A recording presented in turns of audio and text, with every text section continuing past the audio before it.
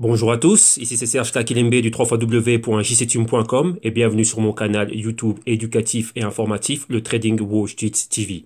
Et aujourd'hui, pour commencer la semaine, et comme j'en avais parlé durant pas mal de jours, comme tous les dimanches, on va faire quoi? On va continuer avec le crypto trading et le trading time pour le Bitcoin. Et maintenant, voilà, c'est le Bit dimanche. Donc dimanche, c'est tout ce qui est Bitcoin. Donc comme vous voyez, on va principalement regarder le Bitcoin. Les news, on les a déjà amenés, j'en ai déjà parlé, les pièces d'information, c'était hier, le samedi, lors du crypto rapport. On va regarder le Bitcoin Cash, on va regarder le Bitcoin Gold. Bien sûr, un peu tout ce qui est au niveau de ces différentes blockchains, hein. On va aussi regarder les dérivés du Bitcoin, donc principalement les contrats futurs du CBOE et du CME, et aussi les ETF qui nous viennent du Grayscale. Donc vu qu'il y a pas mal de nouvelles choses qui ont été lancées cette semaine-ci, donc on va prendre le temps pour directement aller regarder ça en profondeur. Donc si je le dis déjà, ça va être une émission qui va aller au-delà de l'heure, hein. Donc on va peut-être faire 1 heure et demie, enfin je vais prendre le temps qu'il faut pour réellement pouvoir expliquer tout ceci. Pourquoi? Parce que je vois qu'il y a un public qui est là, les abonnés, vous, hein, c'est spécialement pour vous ici, les abonnés du canal. Donc voilà, donc j'aime bien vous ramener des informations qui sont factuelles, qui sont concrètes. Ici ce n'est pas influencé par mes opinions, c'est les faits, ils sont là, vous avez les liens et vous aussi vous allez pouvoir les regarder et après faire vos propres décisions de trade ou de pas trade. Ok, donc là maintenant on va recommencer une nouvelle semaine avec un nouveau format et bon, le format du dimanche va rester pareil, hein. Donc ça, c'est les bits dimanche. OK? Bien évidemment, avant de commencer, je dois vous rappeler que tout ce que je vais analyser, les tests que je vais soutenir, ce dont je vais débattre ici avec vous, principalement le price action, tout ceci n'est que dans un but illustratif, démonstratif et informatif. Donc, en aucun cas, cela doit être pris comme une incitation à trader, spéculer et investir avec des actifs financiers très, très, très volatiles. Et dans ce cas-ci, tout ce qui est Bitcoin et toute la famille Bitcoin et aussi les autres cryptos. Donc, soyez sûr de faire vos propres analyses, vos recherches et vos investigations. Et je vous rappelle que votre capital est en risque. OK? Donc, sachez aussi que je suis multicasquette et je ne suis pas uniquement cryptocentrique. Donc là, j'ai des portefeuilles spéculatifs qui vont dans tous les sens, donc long, short, donc achat, vente, et principalement avec les cryptos. Là, ici, comme je vous le dis, donc là, full disclosure, j'ai du Bitcoin, j'ai du Bitcoin Cash en investissement long terme, wallet, exchange, tout ce que vous voulez, et aussi des positions short, donc c'est-à-dire spéculatives avec des dérivés. Ok, et pourquoi je dois vous dire cela?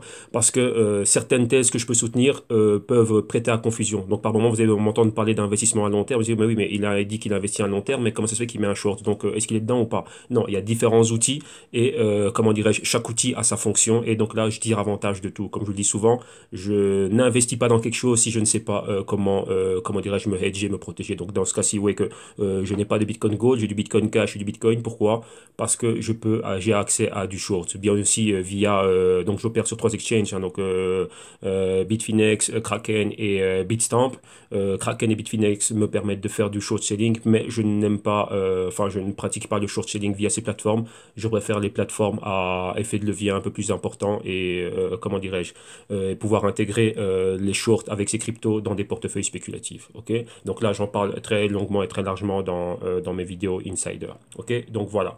Donc pour toute personne qui serait novice, si c'est la première fois que vous croisez mes vidéos sur Internet et tout ça, donc sachez qu'en archive au www.jctune.com et aussi ici sur le canal YouTube, il y a énormément de vidéos en archive, donc principalement comme vous voyez, hein, comme je viens de le dire, il y a tous les jours, il y a un crypto trading, donc on analyse 3 ou 4 cryptos différentes. Dans ce cas-ci, les bits dimanche, c'est tout ce qui est Bitcoin et on va réellement bien plus loin dans tout ce qui est analyse technique et price action. Donc principalement, pourquoi est-ce qu'on fait cela? Comme ça, vous allez pouvoir voir d'où on venait, les analyses qu'on a fait dans le passé, l'évolution de ces analyses pour en arriver aujourd'hui.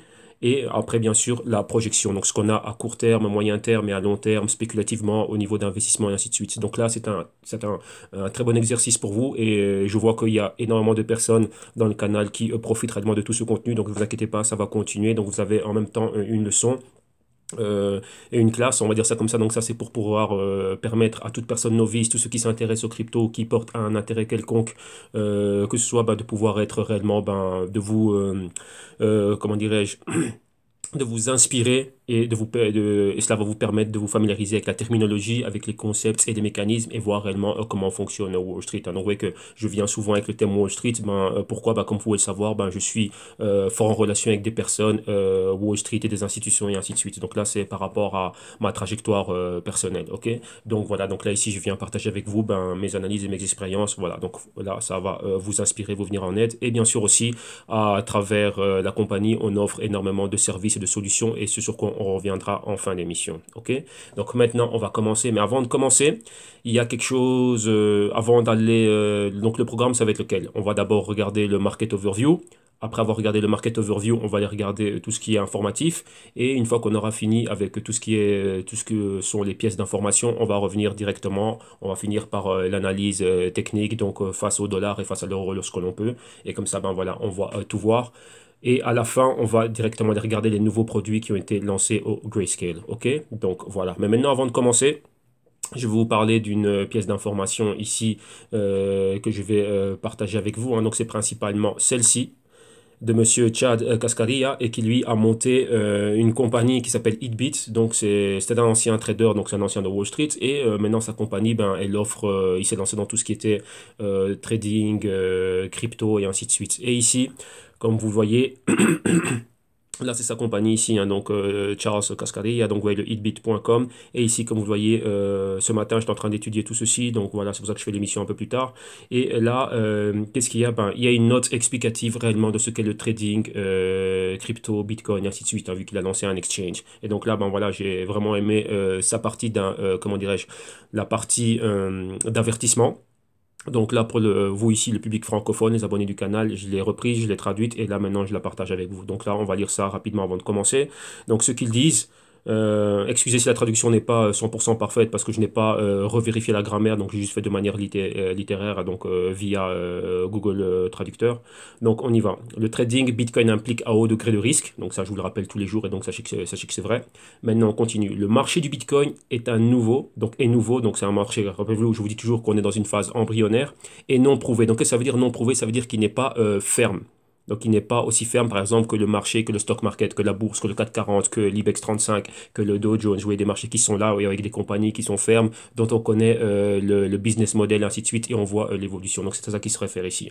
Et comme on dit ici, ne peut pas grandir. Là, c'est en rapport avec la traduction. Comment dirais-je, littéraire, mais ça a été mal traduit, hein. Donc ici, c'est au niveau du marché embryonnaire, donc réellement, qu'est-ce qui veut dire? On ne sait pas réellement comment va être, comment dirais-je, sa croissance. Donc le Bitcoin, c'est un marché, on ne va pas dire qu'il est fermé, mais là, on est en train de parler du Bitcoin, mais en le séparant de ce qu'est le blockchain. Le blockchain a énormément de choses qu'il va pouvoir apporter. Donc rappelez-vous que c'est la technologie qui est derrière le Bitcoin, mais le Bitcoin en lui-même, eh ben, il va rester Bitcoin et il va être ce qu'il est. Rappelez-vous qu'à la base, c'était, on va dire, une alternative, hein, aux devises fiduciaires, donc les monnaies fiat, les devises fiat que l'on utilise aujourd'hui. Donc, vous voyez que là, le Bitcoin en lui-même ne peut pas évoluer au-delà de ça. Mais rappelez-vous une chose, il faut bien faire la différence entre le Bitcoin, qui est une utilité concrète, donc qui a été créé, pensé pour avoir une utilité concrète, mais le blockchain, lui, peut évoluer énormément. On peut faire énormément de choses avec le blockchain et utiliser le Bitcoin pour faire ça. Ok, donc là, ça c'est quelque chose que je vois qu'il y a beaucoup de personnes n'arrivent pas à différencier le Bitcoin du blockchain. Là, il ne faut jamais, jamais oublier ça, c'est très, très, très important.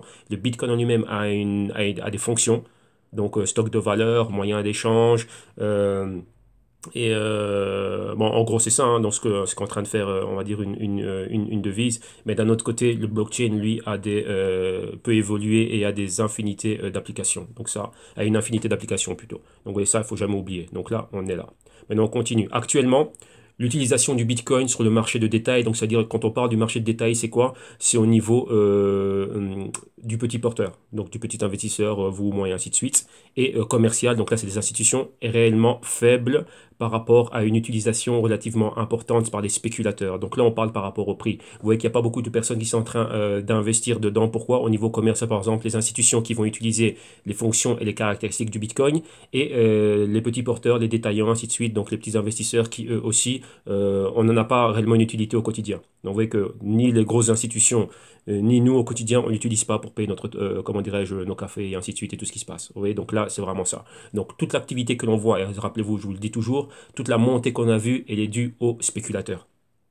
Comme vous le voyez, à une utilisation relativement importante par les spéculateurs, c'est-à-dire qu'eux, un spéculateur, on n'a aucun intérêt être investisseur dans la compagnie, ni le garder à long terme, on s'en fout complètement de ce qui va se passer dans le futur. On vient juste pourquoi? Parce que la volatilité qu'il y a dedans, ben, ça nous permet de rentrer à 10 et sortir à 20. Là, donc, vous voyez que je vous parle souvent de savoir bien déterminer ce qu'est un spéculateur, ce qu'est un trader et ce qu'est comment dirais-je, un investisseur. L'investisseur, lui, va croire il croit dans le projet, il croit dans le futur du projet, donc il apporte du capital pour espérer un retour sur investissement dans le futur. Mais donc là, il reste là pour du long terme, donc du type Warren Buffett, ainsi de suite, lorsque vous voyez qu'il a investi dans Coca-Cola. Ok, là, c'est ça. D'un autre côté, vous avez le trader. Le trader, lui, c'est quoi? C'est sur base d'échange. Donc, j'échange mes euros pour mes dollars par rapport à ça. Et dans X temps, eh ben voilà, je vais refaire comment dirais-je, le trade inverse. Donc, je vais sortir comment dirais-je, de ma position. Donc là, je vais pas dire que c'est un investissement, c'est typiquement ça. Donc, c'est juste un échange. À un moment donné, ben voilà, j'ai des dollars qui ne me serviraient à rien. Et je pense qu'avec mon dollar, je vais pas avoir un retour ni un intérêt. Donc, cette monnaie ne va pas s'apprécier par rapport à une autre. Donc, je préfère le mettre dans le Bitcoin, qui maintenant, je vois que dans une bonne tendance haussière ou baissière. Rappelez-vous, le trader peut aller à la hausse ou à la baisse. J'échange mon dollar contre un actif quelconque, quel qu'il soit. Et maintenant, dans le temps, donc le trader, c'est principalement sur base de bourse, c'est 3 mois ou 1 mois, 2 mois, 3 mois, ainsi de suite. Au-delà de 3 mois, au-delà même de 6 mois, je dirais, là, on voit dans ce qui est investissement, eh ben voilà, je refais un échange avec un profit. Ok, et c'est ça. Mais le spéculateur, lui, c'est déterminer dans quelle direction quelque chose va. Comment dirais-je? Donc, on va dire c'est les prémices de la bulle. Donc, lorsqu'on sent que tiens, il y a un actif qui suscite beaucoup d'engouement et pas mal de choses, et qu'on a des forts catalyseurs, le spéculateur rentre tout simplement. Pourquoi? Ben, lui, c'est ni pour faire un échange, ni pour faire ceci, ni pour faire un investissement purement spéculatif et donc purement, on va dire quoi, pour du gain. Tous les trois sont là pour du gain. Le spéculateur, le trader et l'investisseur sont là pour du gain, mais il y a des spécificités qui sont propres à chacun d'entre eux. Donc, voyez ici, dans les 5 minutes ou les 2 minutes d'explication, ça va être compliqué de compacter le tout et vous permettre d'amener comment dirais-je, quelque chose de bien plus détaillé. Ok, donc là, on va en rester là. Maintenant, on continue. Donc, on va dire que l'utilisation relativement importante par les spéculateurs, c'est même pas une utilisation, c'est le trade ici. On parle du trade. Donc, l'activité que vous voyez au niveau du prix. Donc là, c'est vraiment, comment dirais-je, elle est drivée, donc elle est vraiment sous l'influence, sur la forte influence des spéculateurs. Et ça fait quoi? Donc ceux qui contribuent à la volatilité des prix, qui pourraient nuire à un investissement dans le Bitcoin. Donc vous voyez que là, si des personnes sont investies dans le Bitcoin, qui croient dans le Bitcoin dans le long terme, le fait que ces personnes-là sont relativement faibles, il y a un faible pourcentage d'investisseurs pour, d'un autre côté, un plus grand nombre de spéculateurs. Rappelez-vous que lorsqu'on parle de spéculateurs, ça peut être des personnes de Wall Street. Et rappelez-vous que le volume, ici, on parle particulièrement du Bitcoin, ça vient d'Asie. Et en Asie, ils ont du levier 15 à 1. Donc, si vous pouvez vous permettre de payer un Bitcoin entier qui maintenant aux alentours, quand on est en dessous des 9000, ben là, une personne qui, pour le prix du Bitcoin que vous avez, eux, ils peuvent en avoir 15 ou 20. Ouais. Et s'ils sont des institutions, ils ont aussi accès à de l'argent gratos au nom de la BOJ ou n'importe où dans le monde avec les politiques monétaires que l'on a maintenant et les faibles taux d'intérêt. Donc, ils peuvent emprunter de l'argent facilement. Donc, là, c'est ce qu'on appelle les big whales et ainsi de suite. Donc, eux, ils ont vraiment la capacité, le capital pour faire bouger le marché, prendre leurs profits et sortir. Et là, on le voit avec la forte baisse que l'on a eue. Vous voyez des baisses de 60, 70% et ainsi de suite, c'est fort. La distribution, c'est entre 0, on va dire, entre X% et limite 25%, mais une fois qu'on dépasse les 25%, on est dans des corrections. Et là, c'est une super, super forte correction. Donc, vous voyez qu'ici, on le dit bien, là, c'est quelque chose de quel, voilà, je vous ai fort bassiné avec cela. C'est un marché qui est drivé par les spéculateurs à ce moment-ci. Ok, et c'est pour ça que je vous dis que maintenant, là où on est, c'est maintenant que les investisseurs vont rentrer, mais eux ne rentrent que sur base fondamentale. Donc maintenant, les cryptos vont devoir, il y aura une forte compétition au niveau de tout ce qui est fondamentaux, d'utilité et des cas concrets d'utilité. Rappelez-vous ce qu'on a vu au début, ce n'est pas un marché qui a été prouvé, donc ils ne sont pas fermes au niveau de quoi de leur business plan. Il n'y a qu'un white paper. Pour un investisseur, un white paper, ce n'est rien. C'est comme moi si j'écris un joli poème à la plus belle fille du quartier. Qu'est-ce qui lui prouve réellement que je vais l'aimer et être un bon mari et tout ce que vous voulez pour elle dans le futur? Rien du tout, ce n'est qu'une lettre. Ouais, donc c'est ça comme on dit, les mots c'est bien, mais les faits c'est bien, c'est encore mieux. Donc c'est ça, ils doivent prouver réellement qu'il y a des faits. Et c'est quoi les faits? L'utilité concrète au quotidien. Ok, donc on voit ici l'utilisation. Ok, donc maintenant voilà. Donc on reprend rapidement. Donc, on va reprendre à partir d'ici, hein. Donc, par rapport à une utilisation relativement importante par les spéculateurs, ce qui contribue à la volatilité des prix qui pourrait nuire à un investissement dans le Bitcoin. Afin de participer à la négociation du Bitcoin, donc au trading du Bitcoin, quand vous entendez négociation, c'est ça, hein. Quand vous entendez commerce ou négociation, c'est le trading. Ok. Donc, vous devriez être capable d'évaluer les mérites et les risques, donc le reward face au risque de l'investissement et être capable de supporter le risque économique de perdre l'intégralité de votre investissement. Donc, je vous le dis toujours, votre capital est un risque. Donc, vous devez savoir ce qu'il y a. Et lorsqu'on évalue les mérites et les risques, c'est sur base de quoi? De fondamentaux, d'analyse technique, price action, ainsi de suite, vérifier les catalyseurs et voir la projection à long terme. Donc, vous voyez ici, il y a deux choses. Donc, vous voyez qu'il parle d'investissement et de négociation et de spéculateurs. Donc spéculateur, vous venez spéculer. Négociation, c'est le trading. Donc commercer, négocier, c'est le trader, c'est trader, c'est la même chose. Et investir. Vous voyez qu'il y a trois, comment dirais-je, trois notions différentes. Donc vous voyez que là, ça rejoint toujours ce que je vous dis au niveau de votre profil, mais toutes les trois personnes ici ont quelque chose en commun, c'est quoi? Vous pouvez perdre l'intégralité du capital que vous avez, ou pour spéculer, ou pour négocier, commercer, trader, ou pour investir. Donc là, vous devez vraiment évaluer les risques et savoir dans quel écosystème vous vous lancez. Donc vous voyez que ces avertissements, donc ici, un monsieur Charles Cascarelli, il y a donc un ex-Wall Street, donc vous voyez que tous ces gens-là, ils le savent, ok? Donc voilà, donc vous aussi, particulier, novice, toute personne ici qui est là au niveau du canal, donc vous voyez, j'ai pris le temps, donc un quart d'heure de vidéo pour ça. Pourquoi? Pour vous rappeler de faire attention à tout ce qu'il y a sur Internet, des promesses de retour impossibles. Donc, vous voyez, dans le crypto rapport d'hier samedi, le cas de fraude qu'il y a. Donc, je n'aimerais pas que l'un d'entre vous fasse partie, enfin, soit victime de ça. Donc, faire super, super attention. Et ça, c'est quelque chose de super important. Vous voyez, ceux qui sont à Wall Street, ils savent c'est quoi le risque. Mais la plupart des personnes qui commencent, les novices, ainsi de suite, vous ne connaissez pas les concepts ni les mécanismes. Et donc là, vous êtes attiré par tout ce qui est crypto, les promesses de retour impossibles. Oui, le Bitcoin, il a commencé l'année 2017 à 1000 et il a fini 2017 à 20 000. Waouh, un retour pareil, même en bourse, on ne le voit pas. Il a fallu près de quoi? Près de 2 décennies à Amazon, par exemple, pour faire ça. Et là, vous voyez un actif qui le fait en un an. Donc, vous voyez, ce sont des retours impossibles. Et même toutes les compagnies que vous voyez qui maintenant commencent à être associées blockchain, ainsi de suite, des 300%, 1000%, des trucs pareils. Donc, c'est hallucinant. Donc, vous voyez qu'il y a vraiment une perturbation de l'ordre établi. Mais malgré tout ça, vous devez garder la tête froide, le sang froid, les pieds sur terre et savoir qu'on ne fait pas d'argent comme ça en claquant des doigts. Ok? Donc voilà, donc là ici j'ai partagé pas mal de vidéos ici comme vous voyez de Mike Novogratz, des personnalités desquelles j'en parle souvent, on le cite souvent dans les interviews, mais là vous allez avoir le propre personnage, vous allez voir qui c'est et ce qui, enfin comment lui il parle directement et donc là ben voilà, hein, donc tout ça c'est en rapport avec ça. Donc évaluez réellement ce que vous êtes en train de faire. Ok? Donc là voilà. On a eu l'intro et ce que je voulais réellement partager avec vous. Maintenant, on va réellement au contenu de tout ce que l'on a. On va commencer. Donc je dis, ça va être une émission longue. Pourquoi? Ben, nouveau format, nouveau changement. Donc voilà, on va revenir avec ce qu'est réellement ben, la politique de risque. Il faut le comprendre. Donc maintenant, bon, c'est pas grave, on va utiliser ici Coin Checkup. On va regarder réellement, ben, on va faire notre bit dimanche. Hein. Donc là maintenant, voilà, on y va, on se lance. Donc on va regarder l'état du marché. Attendez, on va actualiser. On va actualiser ceci pour être sûr que les prix sont OK.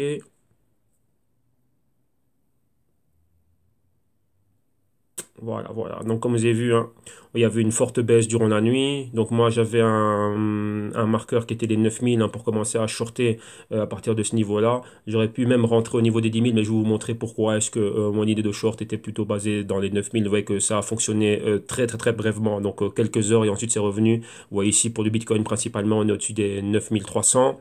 Donc, vous voyez que tout a été baissier, hein, à part dans le mois. Le mois reste quand même un mois haussier, vu qu'on venait quand même des niveaux bien plus bas. Mais le trimestre est super, super baissier. Donc, vous voyez, claire tendance baissière, ainsi de suite. Et le prix, ben, on est en dessous des 10 000 toujours. Ensuite, l'autre Bitcoin qu'on va regarder, c'est le Bitcoin Cash. Donc, son prix, il est 1076. Donc, on est en dessous des 1100. Et on est flat dans l'horaire. On est flat dans la journée. Semaine baissière, mois baissier, trimestre baissier. Donc, clair et net. On continue ensuite. Qu'est-ce qu'on va regarder? On va faire Bitcoin, Bitcoin Cash et Bitcoin Gold. Où est-il? Voilà, Bitcoin Gold ici en 21e position. Donc ici actuellement on est à 83 dollars. Au niveau horaire on est flat, donc négatif aux alentours des 0%. Dans les 24 heures on est négatif à moins 3%. Semaine au niveau hebdo moins 24%. Mensuel moins 46%. Et trimestriel, moins 66%. Donc, vous voyez clairement baissier dans tout l'écosystème. Et là, on va aller regarder ça en analyse technique. Réellement, au niveau de ce que je voulais refaire, hein, comme je dis maintenant, remettre le tout à zéro. Bon, il y a le Bit Diamond et le Bitcoin Private qui viennent de sortir, encore pas mal de choses. Mais bon, vous voyez que c'est pas encore assez avancé. Ils sont pas vraiment dans le top. Donc, on va pas perdre notre temps avec cela. Et je pensais à rajouter le Litecoin au niveau de l'émission du Bitcoin, hein, vu que c'est aussi un compétiteur. Litecoin, vous voyez, se veut être le petit frère du Bitcoin. Donc Litecoin, l'argent et le Bitcoin représenteraient le gold digital. Donc là, je vais voir, enfin, on aura la journée Litecoin un peu plus tard dans la semaine, mais je vais voir si pour la semaine prochaine ou dorénavant, si je ne rajoute pas le Litecoin aussi avec le Bitcoin. Donc voilà. Comme ça, on aura ça directement. Ben, là, ben, j'en appelle à vous, la communauté. Donc, dites-moi ce que vous en pensez. Ou on va regarder le Litecoin avec d'autres cryptos. Pourquoi? Principalement le Bitcoin et Bitcoin Cash, ainsi de suite. C'est tout ce qui se veut être digital currency. Donc, vous voyez, là, c'est vraiment dans on va dire son industrie, hein, donc son cas d'utilité dans ce groupe-là. Et le Litecoin aussi fait pareil. Vous voyez qu'il y a pas mal de cryptos qui sont en train de faire la même chose, mais le Litecoin fait pareil. Donc il y a pas mal de groupes, hein. Donc Monero, Dash, Zcash, ainsi de suite aussi est en train de faire la même chose. Donc on aura 2 jours, hein. Donc le dimanche, ça va rester le bit dimanche. Et ben on va voir si oui ou non on inclut le Litecoin ou pas. Mais vous voyez qu'avec le Bitcoin, on a aussi pas mal de choses à voir, hein. Tous les dérivés et ainsi de suite et tout ça. Donc voilà. Avant d'aller plus loin maintenant, on va regarder la market cap. On va regarder un peu ce qui se passe. Vous voyez, hier, on a parlé un peu de la market cap. Donc aujourd'hui, on va revenir aussi là-dessus. Vu qu'on est dimanche, la semaine va se clôturer aujourd'hui aux alentours des quoi le soir, hein, ça va être clôturé. Donc on va regarder la semaine. On va voir un peu l'évolution de la market cap. Ouais, par rapport à ce qu'on avait vu hier. Donc, vous voyez, la market cap clairement, est clairement en train de baisser. Donc, on voit clairement la baisse. Donc, d'où venait des 500 milliards. Là, ici, on a atteint, c'est pratiquement quoi? Là, ici, on est aux alentours des 350 milliards. Vous voyez, on est monté une fois. On essaie de retester ici. Vous voyez ici, cette espèce de point pivot, hein, là, comme on est en train de le faire. On est revenu ici, retester pratiquement on est en dessous des 400 milliards. Donc, on a atteint les 390 milliards. Et là, oui, rejet directement. Et on revient retester ici les 355, 350 milliards. Donc, vous voyez, on a un double bottom ici et là, on remonte. Donc, on va voir réellement comment est-ce qu'on va remonter par rapport à ce niveau-là. Donc, on va prendre l'outil pour dessiner. Et donc, là, vous voyez, on avait ceci. Donc, là, clairement, ici, à chaque fois, des baisses, des baisses. On est resté là.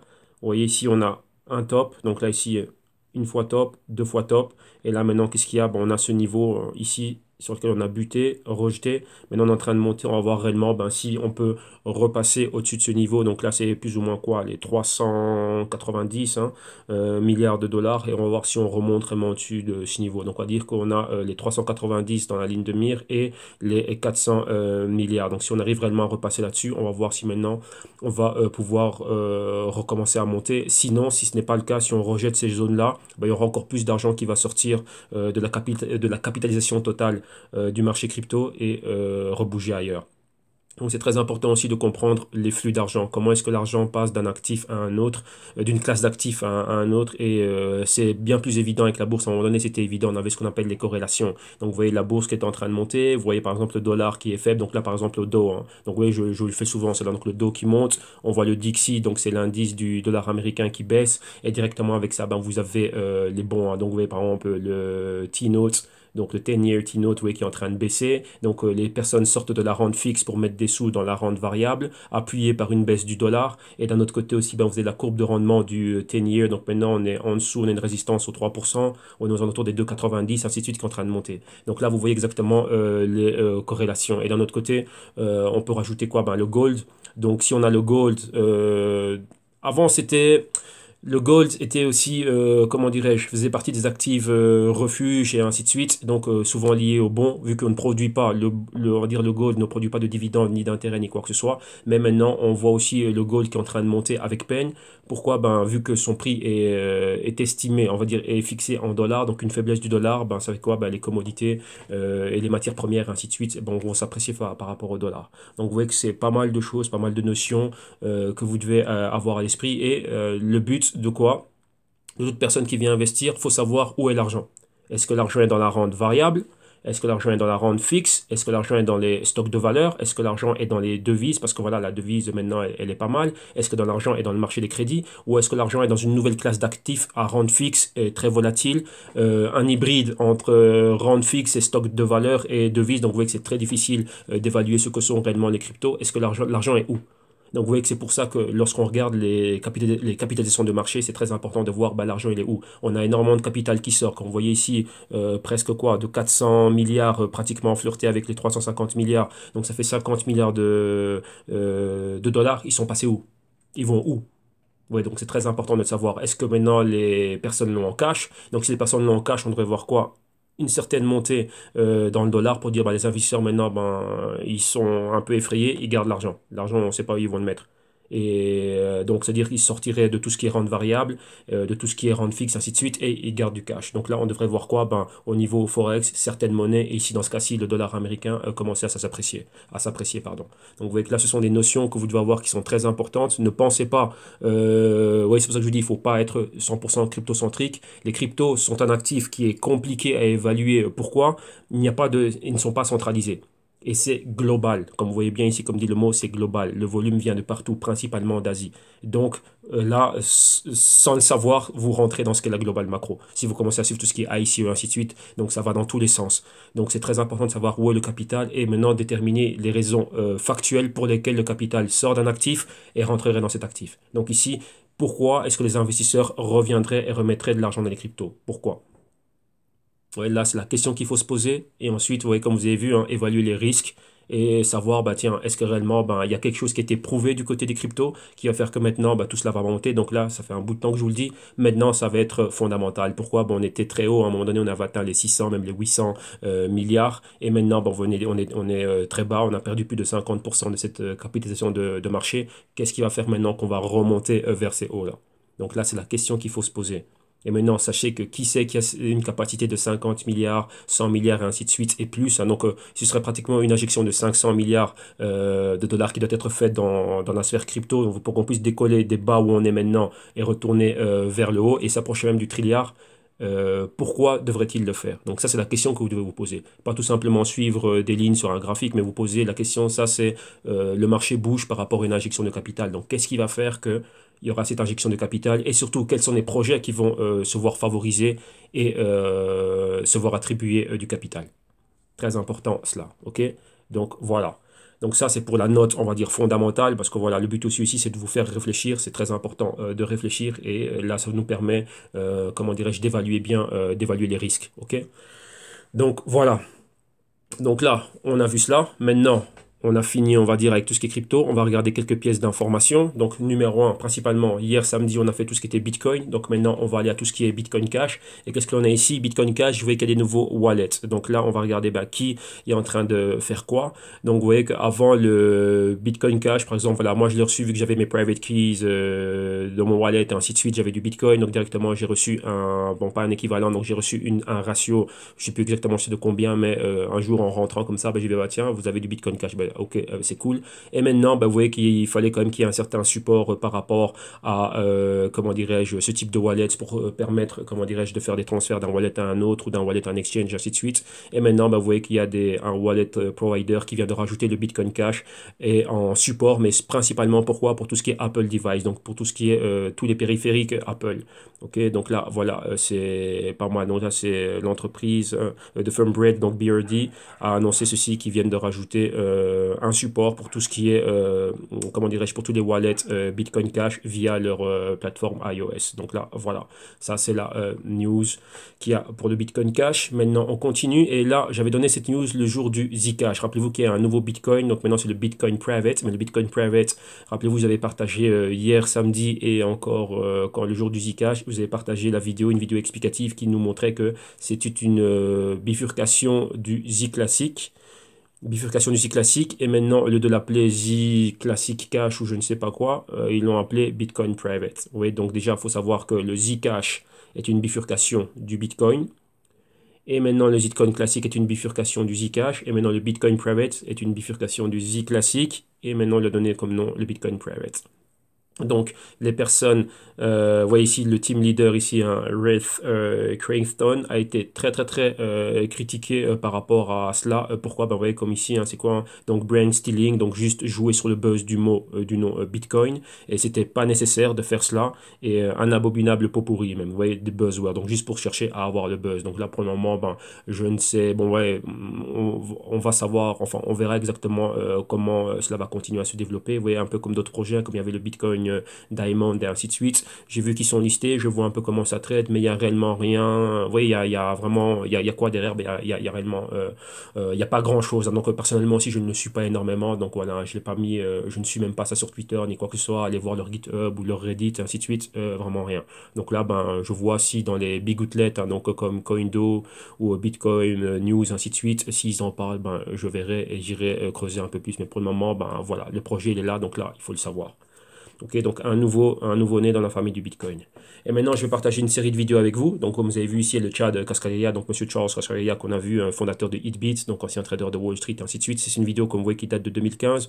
Mais c'est une interview très intéressante. Pourquoi? Parce qu'ici, il revient au niveau du Bitcoin et le blockchain et réellement comment ça fonctionne.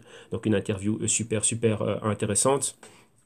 Ensuite, maintenant, vous voyez qu'on parle beaucoup de Monsieur Mike Novogratz et c'est très intéressant les interviews de ce monsieur. Pourquoi? Parce que lui, c'est un, comment on dit, il s'est converti au crypto.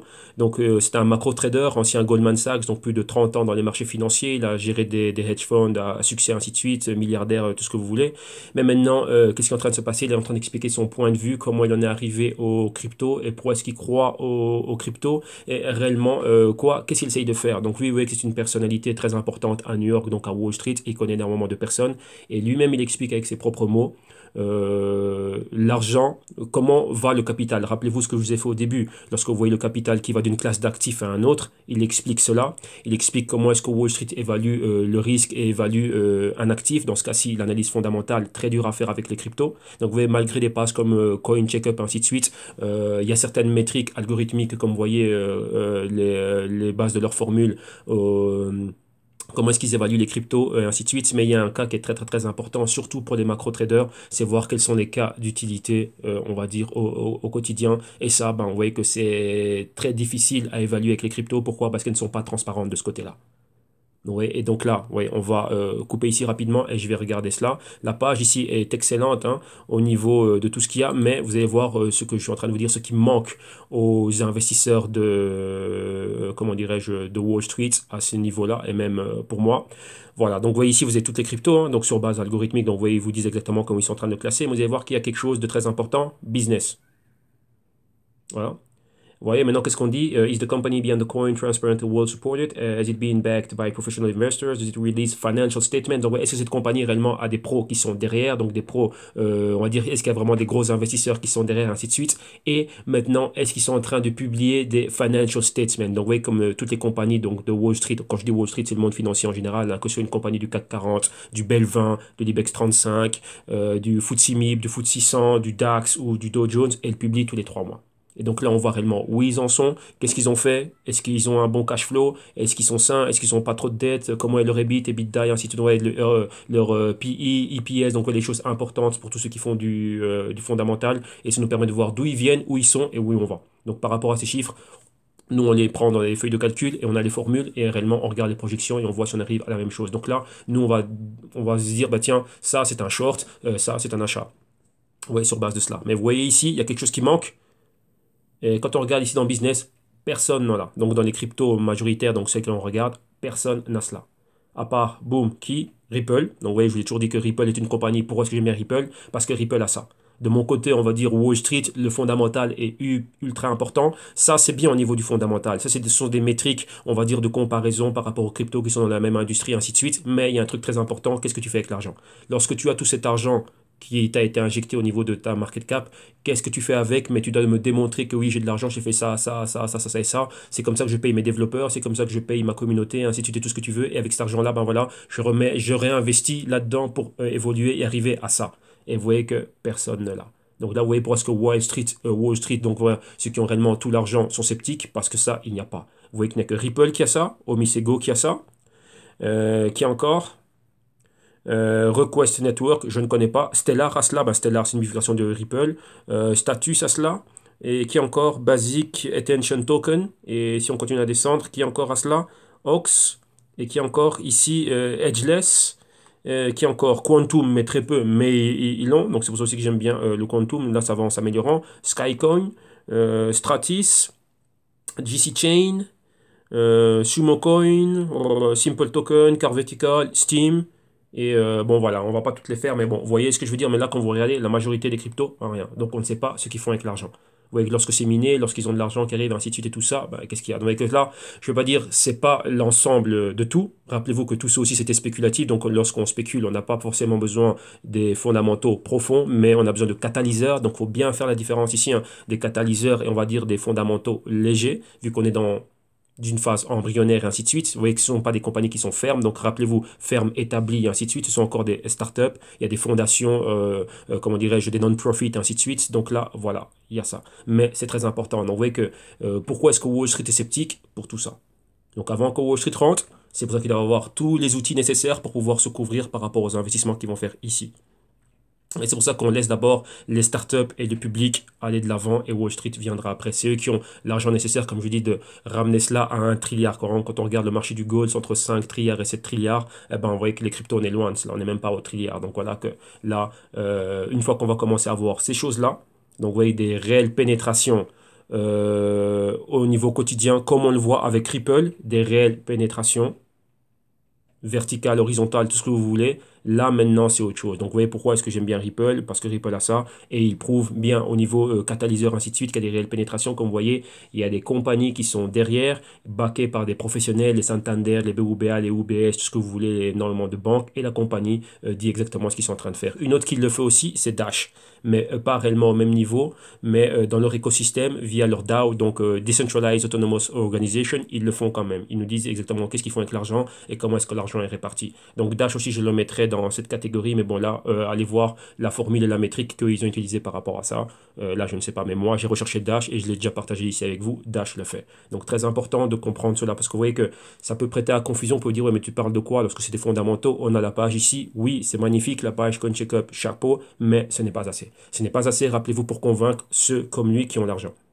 Et lui, une de ses missions, et il le dit, il l'explique lui-même dans les interviews que j'ai partagées ici avec vous, une de ses missions, c'est quoi? Il a organisé des réunions à Wall Street avec les personnes qui ont ces centaines de milliards, qui ont ces trilliards, et leur dire, hey les gars, vous devez au moins mettre 1%, 2% de votre capital, vous devrez quand même être exposé à ça. Et il dit qu'il y a pas mal de personnes qui lui a rayonné lorsqu'il était en train de parler de cela. Mais lorsqu'ils ont commencé à voir le Bitcoin de 1000 à 20 000, on a commencé à le prendre au sérieux.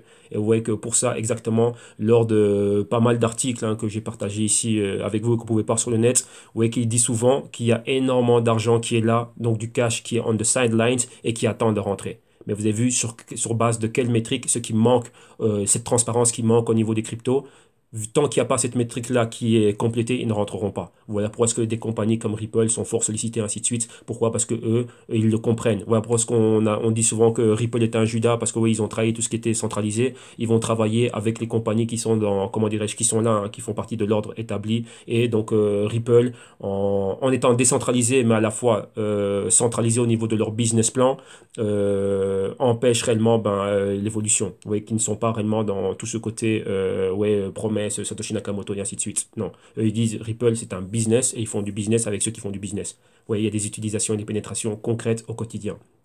Donc ça, c'est un fait très important. Vous voyez que tout n'est pas uniquement que analyse technique et ainsi de suite et tout ça. Non, vous allez bien plus loin. Rappelez-vous le petit graphe que je vous ai fait au début. Où est le capital? Comment est-ce que le capital bouge d'une classe d'actifs à une autre? Et donc là, il explique énormément bien. Et comme il dit, l'argent est dans les mains de personnes aux États-Unis qui ont plus de 60 ans. Donc les Warren Buffett et ainsi de suite. Il ne vous suffit de prendre que la liste Forbes et regarder réellement dans la liste Forbes, dans le top 10 ou le top 20. Vous allez voir des noms comme Michael Bloomberg, des Bill Gates et des Warren Buffett et ainsi de suite. Qui réellement, à part Mark Zuckerberg qui est jeune, qui réellement est en âge d'opérer avec les cryptos. Et même, voilà, même lui-même, Zuckerberg, il est fort milliardaire. Il n'en a pratiquement pas besoin. Donc vous voyez, c'est ça. Donc là, il faut comprendre qui c'est qui a l'argent. Et là, c'est très important parce que là, c'est ça. Rappelez-vous, on a regardé la market cap. Et comme je l'ai dit, maintenant, là où on est, donc on est pratiquement sur un sol. Ce qui va faire que ça va remonter, réatteindre les niveaux que l'on était et dépasser le trilliard de dollars, ce sont des personnes comme lui. Et là, pour le moment, il est tout seul à Wall Street en train de faire cela. D'autres personnes le font, mais vous avez bien vu dans ce que j'ai partagé de M. Chad Cascarilla, c'est quoi? C'est que pour le moment, ce n'est que spéculatif. Et pour eux, il n'y a pas de vision dans le long terme. S'ils le font dans le long terme, ils le développent de manière privée. Comme vous avez vu, JP Morgan, je vous ai partagé ça avec Zcash, qui utilise Zcash pour leur blockchain. Leur blockchain Quorum, qui est une blockchain privée, interbancaire, et créée sur le blockchain, on va dire, sur le protocole public d'Ethereum. Mais là, eux, le Quorum, ils l'ont fait privé. Avec ça, c'est très important à ne pas confondre. Pour qu'ils disent que pour eux, le blockchain, c'est super important, mais privé. Donc là, pour eux, ils pourraient vendre le blockchain comme un service, mais maintenir l'ordre établi, avoir l'infrastructure et pouvoir commercialiser cela. Donc comme aujourd'hui, mais vous amener à utiliser cela. Donc vous pourrez vous dire, voilà, vous êtes loin des hacks, loin des problèmes de sécurité que vous voyez dans les blockchains publiques, venez vers nous, qui avez une blockchain privée, mais tu payes. OK? Donc c'est ça, c'est comme si vous avez une route faite de terre, et après vous avez des routes, une départementale faite de terre qui passe à travers la forêt, ainsi de suite. Donc c'est à vous frayer un chemin. Et d'un autre côté, bah, vous avez les routes bien faites, les autoroutes classiques, ainsi de suite. Vous voyez, tout parfait, bien illuminé, et ainsi de suite, avec sécurité, et ainsi de suite, et tout ça. Mais d'un autre côté, il y a quoi? Ben, si tu veux rentrer dans cette route, eh ben, tu payes, donc un péage. Donc c'est ça qu'ils sont en train de faire. Oui, d'un côté, vous avez ce qui est public, donc tu peux traverser la forêt si tu veux aller d'un point A à un point B. Et d'un autre côté, ben, tu as la route privée. Donc là, à vous de faire le choix. Donc c'est vraiment ça le combat qui est aujourd'hui. Donc vous voyez que Wall Street, pour le moment, l'argent est dans la route privée. Ils préfèrent payer les commissions et les services qu'ils payent, même si c'est trop haut. Donc vous voyez que ça, ce n'est réservé qu'à une certaine élite, hein, donc à laquelle ce monsieur-là fait partie. Mais d'un autre côté, ben, le grand public, lui préfère traverser la forêt. Donc là, comme ça, vous comprenez la métaphore et l'analogie. Donc là, vous avez pas mal de vidéos sur le Mike Novogratz. Et encore une autre où il parle encore ici à un sommet à San Francisco, donc où il s'explique encore lui-même dans ses propres mots et tout ce qu'il est en train de faire. Et ici, il y a encore une vidéo d'un autre sommet qui avait eu lieu, je crois que c'était à Dubaï, je pense. Et c'est quoi? Ben, avec des venture capitalistes. Donc là, vous voyez la femme ici qui présente. Ici, ben, elle aussi fait partie du monde financier. Vous avez les Winklevoss Brothers, rappelez-vous ceux qui sont à la tête du Gemini, qui bossent avec le CBOE et le CME, hein, je pense, pour les prix. Mike Novogratz et encore d'autres venture capitalistes. Donc, ils expliquent comment est-ce qu'ils investissent dans le Bitcoin, dans le blockchain, les ICO et ainsi de suite. Donc, voilà. OK? Donc là, c'est tout ce qu'il y a au niveau de tout ce qui est news, donc tout ce que j'ai partagé avec vous. Alors maintenant, on va directement aller au trading. On n'aura pas grand-chose à dire sur le trading. Pourquoi? Ben, vu que tout est super baissier. Donc on va regarder le Bitcoin face au dollar, face à l'euro, le Bitcoin Cash face au dollar, face à l'euro, le Bitcoin Gold face au dollar. Et en regardant le Bitcoin, et à la fin, on reviendra sur tout ce qui est les dérivés du Bitcoin, hein. Donc principalement CBOE, CME et le Grayscale et le New York Stock Exchange Investment Trust. Ok, donc le NYXBT. Ok, donc ici, on va télécharger la plateforme, enfin, mon preset d'analyse, et on y va. Et bien sûr, à la fin, on va terminer par, on va regarder ce qui se passe au niveau du Grayscale et on va voir quels sont les nouveaux ETF qu'ils ont lancés. Donc, on va voir exactement comment ça se passe, hein. Donc, il y avait un utilisateur qui m'avait demandé ma vidéo où j'expliquais comment à Wall Street on opère avec les ETF et ainsi de suite. Donc, j'ai donné un exemple lors d'une des vidéos par rapport au Nasdaq. Je l'ai mis la vidéo comment dirais-je, je lui ai mis le lien vers cette vidéo comment dirais-je, dans la section des commentaires, hein, les commentaires d'hier du samedi. Donc si quelqu'un est intéressé, ben, vous regardez hier dans les commentaires, enfin dans les commentaires de la vidéo de samedi et vous allez trouver cela. Donc ça c'est quoi? Non, ça c'était cela. Ça c'est pour un autre short. Donc BTC USD. Ok, on y va. Voilà, on va prendre les prix qui nous viennent de Bitfinex. C'est là où j'avais mes analyses. Voilà. Et on y est. Ok, donc Bitcoin. On va voir qu'est-ce qui se passait exactement. Donc, vous voyez, ici, hop là, attendez. On va agrandir tout ça. Qu'est-ce qui se passe? Donc, en résumé, pour résumer rapidement tout ce que vous avez vu, donc tout ce long blabla que je vous ai fait, c'était quoi? Vous avez vu Chad Cascadi, ainsi de suite, tout ce qui était en train d'expliquer. Tout ça, spéculatif. On va dire ici, avant, c'était les investisseurs, ok? Donc les Roger Ver et toutes ces personnes-là, ainsi de suite, tout ce qui était rentré super tôt dans le Bitcoin. À partir d'ici, lorsque tout le monde a commencé à être aware du Bitcoin, surtout 2017, hein, ainsi de suite. Donc voilà, à partir de, non, même pas 2017, on va dire, ouais, ça allait encore. Et après, tant que c'était au niveau des 1000, une fois qu'on a dépassé cela, ben là, ça commençait à être spéculatif. Donc tout ça, c'était spéculatif. Donc les spéculateurs sont sortis. Ouais, ça, c'est quelque chose que je vous ai souvent dit. Et maintenant, ben, on est là sur les sols. Donc maintenant, qu'est-ce qui va faire que d'ici, on va remonter là? Et là, maintenant, bah, vous avez vu, c'est ceux de Wall Street qui ont l'argent et ainsi de suite qui sont capables de faire cela. Donc maintenant, on va revenir un peu au niveau du positionnement. Et qu'est-ce qu'il y avait? Donc, ici, on va dessiner, c'est plus simple, hein. Donc, on avait, je prends bien la bougie rouge que vous avez là. Donc, vous voyez cette bougie rouge ici. Pourquoi? Parce que c'est celle qui est très importante. Vous voyez que depuis là, on n'était ni au-dessus des 12 000. Donc, c'est pour ça que moi, j'avais pas de trade au niveau trading spéculatif, pas d'achat au-dessus des 12 000. Pourquoi? Parce qu'on va nulle part. Et j'ai pas envie de me fatiguer à prendre des hauts, des bas, des hauts, des bas, des hauts, des bas, vu que principalement les mouvements sont durant la nuit. Et j'ai quand même envie d'avoir quelques heures de sommeil dans le peu que je dors. Donc, voilà. Et je voyais, il me fallait des niveaux clés, hein. Donc, un niveau clé que j'avais, c'était ici, cette clôture ici au 9000. Donc, vous voyez, comme je dis ici, hein, c'était un trade qui était super rapide, donc aller des 9000 et descendre ici vers les niveaux qu'on a atteints. Donc c'était pratiquement les 8500. Bon, ça dépend des prix, ainsi de suite. Et de là, vous voyez que directement, on est reparti dans l'autre sens. Bon, là maintenant, c'est l'ouverture. Il y a déjà cette nouvelle semaine qui commence. Le stochastique, on est toujours dans les bas, donc on est toujours dans ce canal baissier, hein. Donc comme vous voyez bien ici, on est dans la résistance du canal baissier. Et si réellement on a une continuité en dessous de ces niveaux, donc maintenant ce serait même plus les 8500. Attendez, je vais voir exactement c'est quoi. Voilà, 8450, donc ça fait les 8500, même on est ouvert à cette zone-là, donc c'est problématique. Je dirais même quoi, même encore un peu plus bas, voilà, ici juste sur le Fibonacci, donc les 8000, ouais, je dirais quoi, les 8000 plus ou moins. Donc si on est en dessous des 8000, donc on a une continuité à cette bougie rouge, donc là on pourra aller un target moyenne mobile de 52 semaines, valider le pointeur que vous avez ici, valider les 6000, et si réellement on va plus bas, ben, vers les 4000, hein. Vous voyez qu'on avait encore ici un niveau de résistance, maintenant support, donc être là, et si on va plus bas, eh ben, ce serait ce niveau ici, donc le niveau des 2000. Donc rappelez-vous, pas mal de personnes à Wall Street parlaient d'une grosse correction de 90%, donc laissez ça à 20 000, 2000, ben 90% perdu. Et comme vous voyez ici, on a quoi? La moyenne mobile de, ça c'est 104 semaines et 208 semaines qui est en train d'apparaître ici. Et donc là, vous voyez, on viendrait là et c'est la zone des 2000. Donc si on reste ici, si on peine à repasser au-dessus du marqueur des 50 et qu'on est rejeté, on reviendrait bien plus bas. Donc là, ça nous donne il y a un fort potentiel maintenant de voir cette baisse. Rappelez-vous ici, la hausse que l'on doit voir. Maintenant, on est dans il faut des catalyseurs bien plus puissants. Bien plus puissants que ce que l'on a vu avant. Rappelez-vous, les spéculateurs ont déjà pris tout ce qu'ils avaient à prendre. Ils sont out.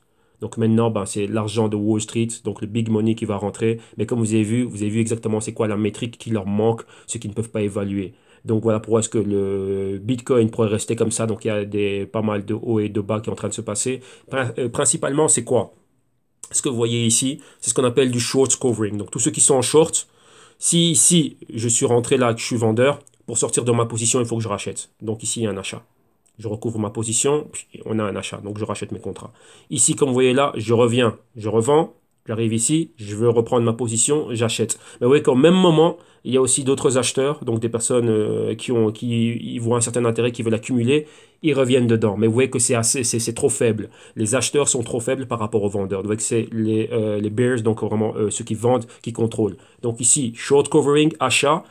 Opportunité pour des personnes qui ont vu le Bitcoin moins cher, d'autres m'ont dit moi. Moi, c'est ce que j'ai fait. Lorsque j'ai vu que ça commence à baisser, moi, je vais accumuler pour du long terme. Pourquoi? Pour bien plus d'applications, on va dire extra monétaire, hein, donc extra devise, donc bien plus d'applications sur le Bitcoin blockchain à plus long terme. Donc moi, j'en profite pour accumuler et maintenant on est là. Donc vous voyez ici, première phase de short covering, deuxième phase de short covering, mais maintenant quoi? On voit encore qu'il y a quoi? Encore des vendeurs ici.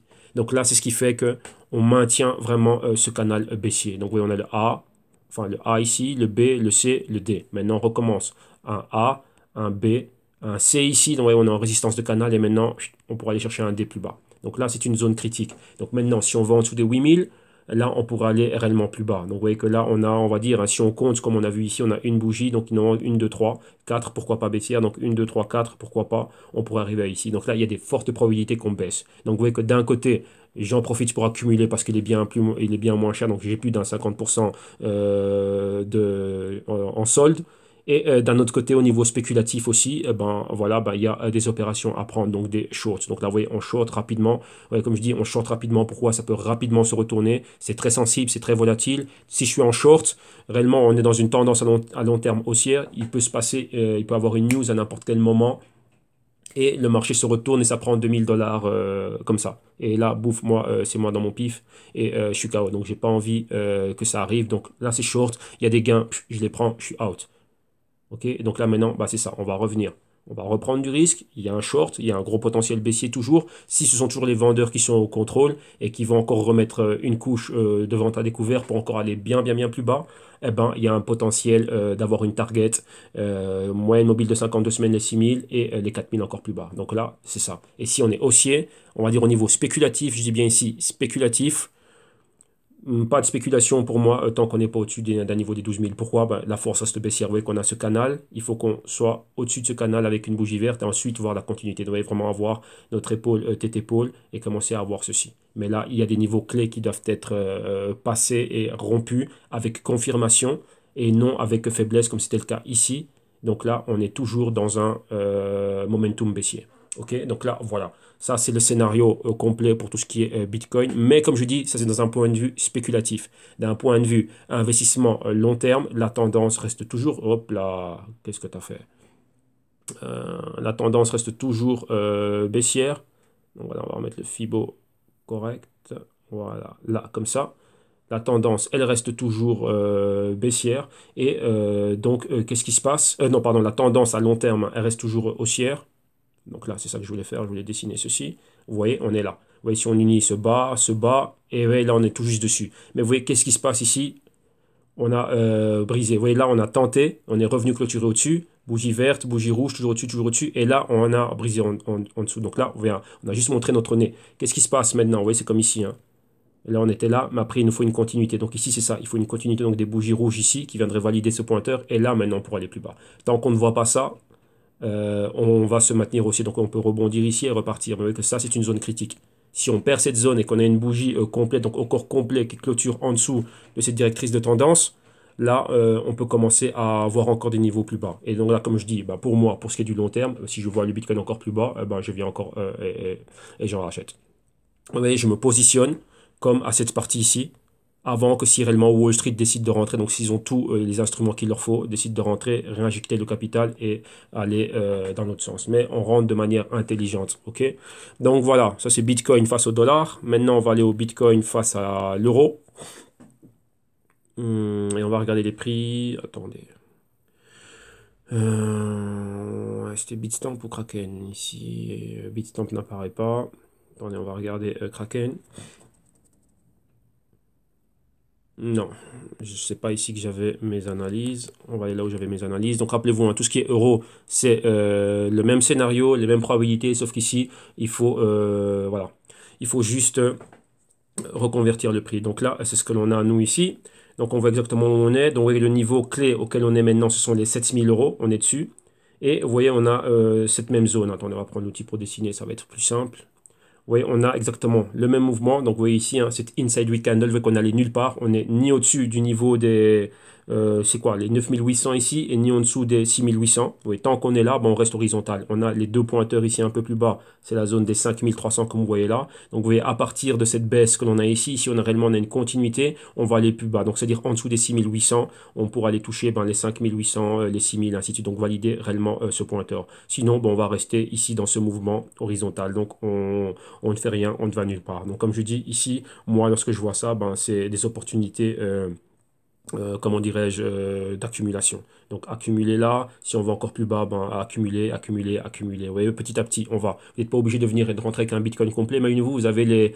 Maintenant, vous avez les... On a combien? Les 7500 pour acheter un Bitcoin complet. Ben, commencez par un dixième, même un centième. Donc acheter par 75 euros, 75 euros, 75 euros.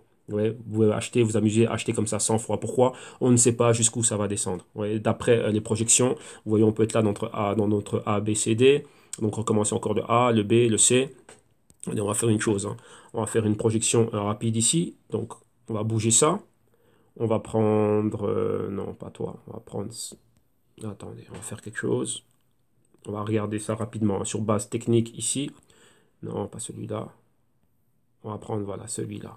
Donc, on a ce mouvement depuis la résistance ici, hop là. D'un point de vue purement technique, on va prendre ici, le mouvement a commencé là et on est arrivé là. Donc, si... Aïe, aïe, aïe, je suis maladroit décidément aujourd'hui. Voilà.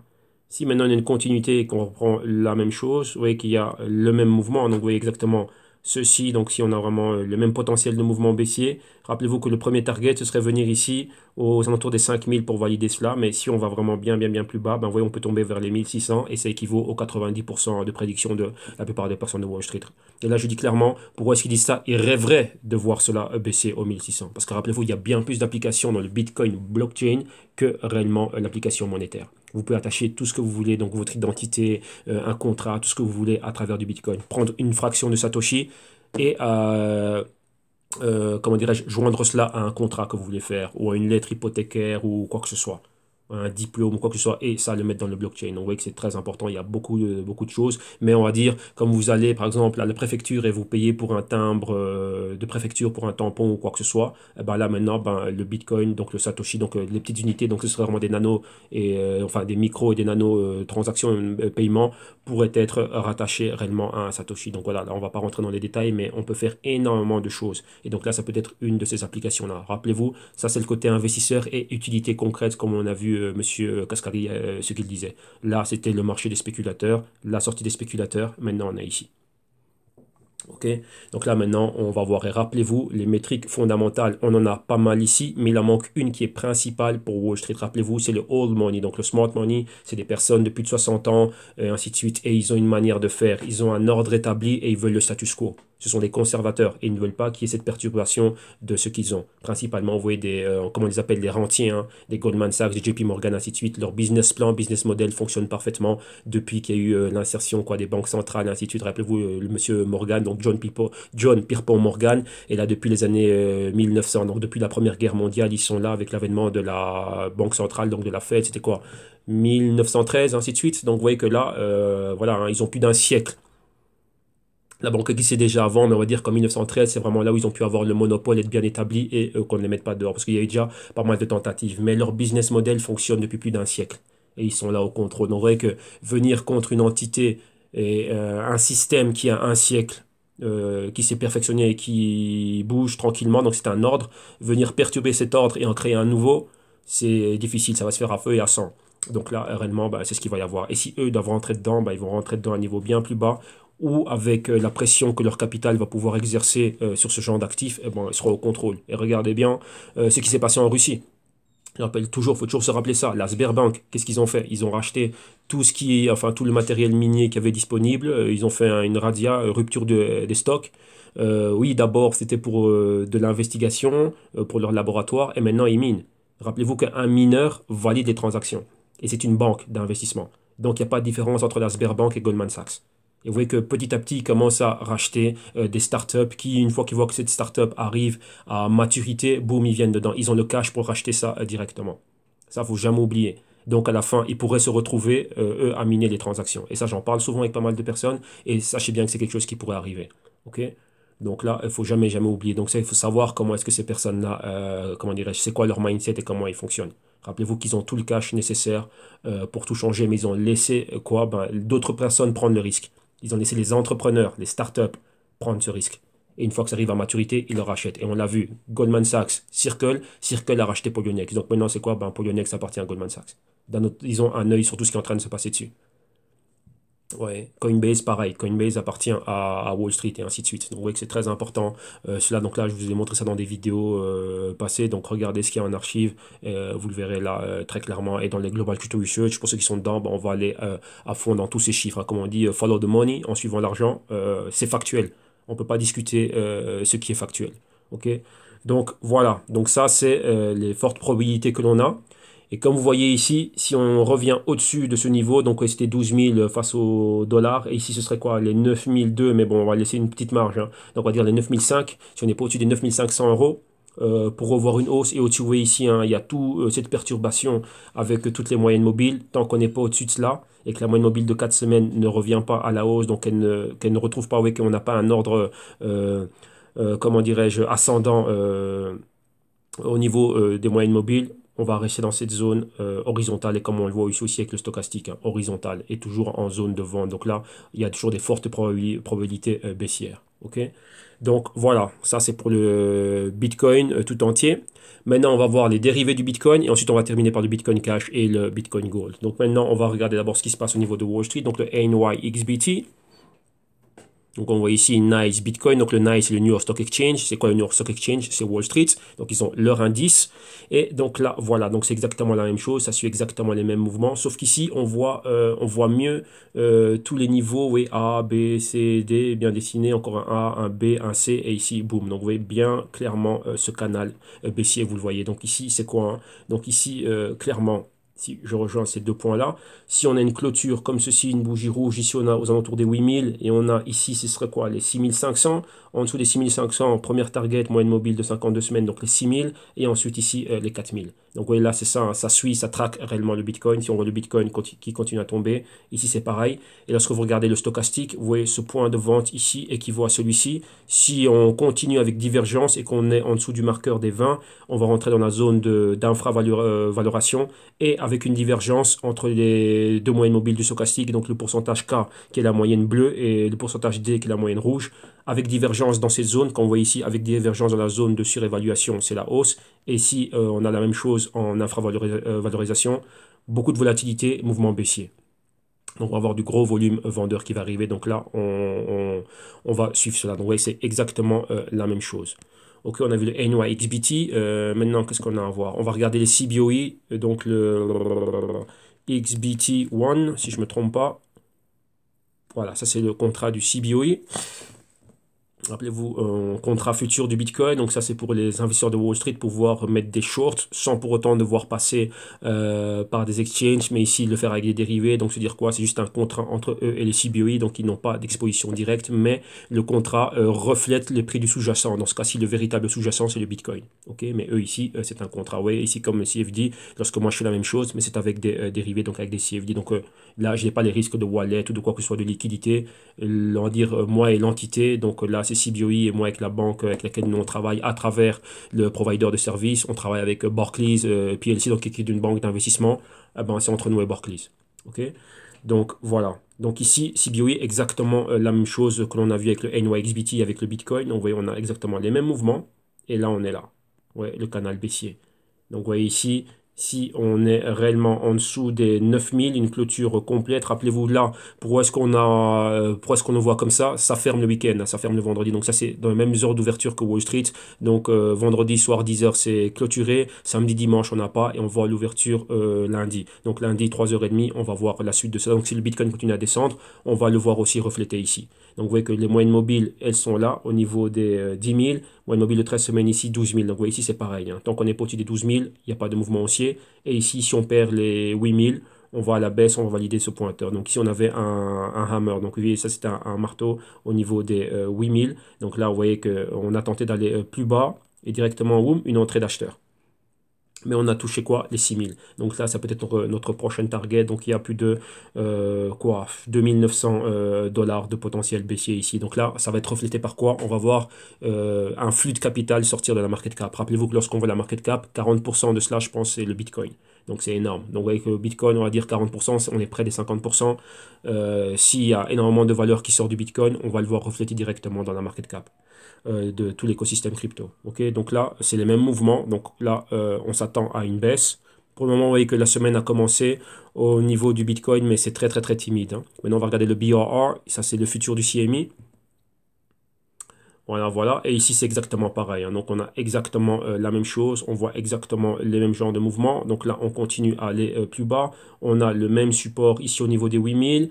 Le même pointeur ici, les 6000. Donc, la même chose. Hein. En dessous, ici, exactement des... Oui, là, on est déjà pratiquement aux 9000. Donc, en dessous des 8000. Donc, pour le moment, on a cette ouverture ici avec le véritable sous-jacent. Si durant la semaine, on fait ceci... Donc là, ben, clairement, si on perd les 8000, on va aller réellement plus bas. Donc vous voyez là, à chaque fois, ben, les points, on a les mêmes patrons ici. Hein. Donc vous voyez, on a quoi? On a des bearish reversal. Et ici, on a une bearish engulfing. Donc la bougie rouge englobe complètement la bougie verte. Et ici, la bougie rouge annule la bougie verte. Ce qui fait que tout commence ici. Et là, c'est quoi? On repart avec cette bougie-là. Vous voyez que ces trois bougies, elles s'annulent. Cette bougie baissière, elle est forte, sa continuité ici. Et ici, c'est pareil. On a cette bougie rouge, celle-là annule celle-là, et donc on revient ici. Donc là, c'est quoi? Son sol, c'est les 8000. On perd les 8000, directement, on peut aller rechercher les 6000. Ok? Là, rappelez-vous, c'est toujours par rapport à quoi? Les fluctuations du prix du véritable sous-jacent, et dans ce cas-ci, c'est quoi? C'est le Bitcoin. Ok? Donc voilà, là, on a tout vu. Maintenant, on va regarder le GBTC. Et en regardant le GBTC, après, on va directement aller à leur page, hein, donc au Grayscale Investment Trust. Et on va regarder après directement ce qu'ils font, quelle est la page et quels sont les nouveaux produits qu'ils ont rajoutés. Comme ça, vous allez comprendre qu'est-ce que Wall Street a dans sa ligne de mire et dans quoi ils vont bouger. Pour rappel, Ils avaient fait un split de 91 à 1, plus ou moins ici, et avant c'était bien plus cher, hein. C'était dans les 1000 et des poussières de dollars, ainsi de suite, hein. Et donc vous voyez ici, on voit exactement la même chose, donc c'est toujours pareil. Donc rappelez-vous ici, cette grande bougie rouge annule la bougie verte, donc là réellement, ça nous ramène ici. Ok, donc là, si on part à partir de ce point, on a ceci, ceci et cela, et on va comme ça, ouais, clair, canal, baissier. Donc notre A, notre B, notre C, et boum, un D ici.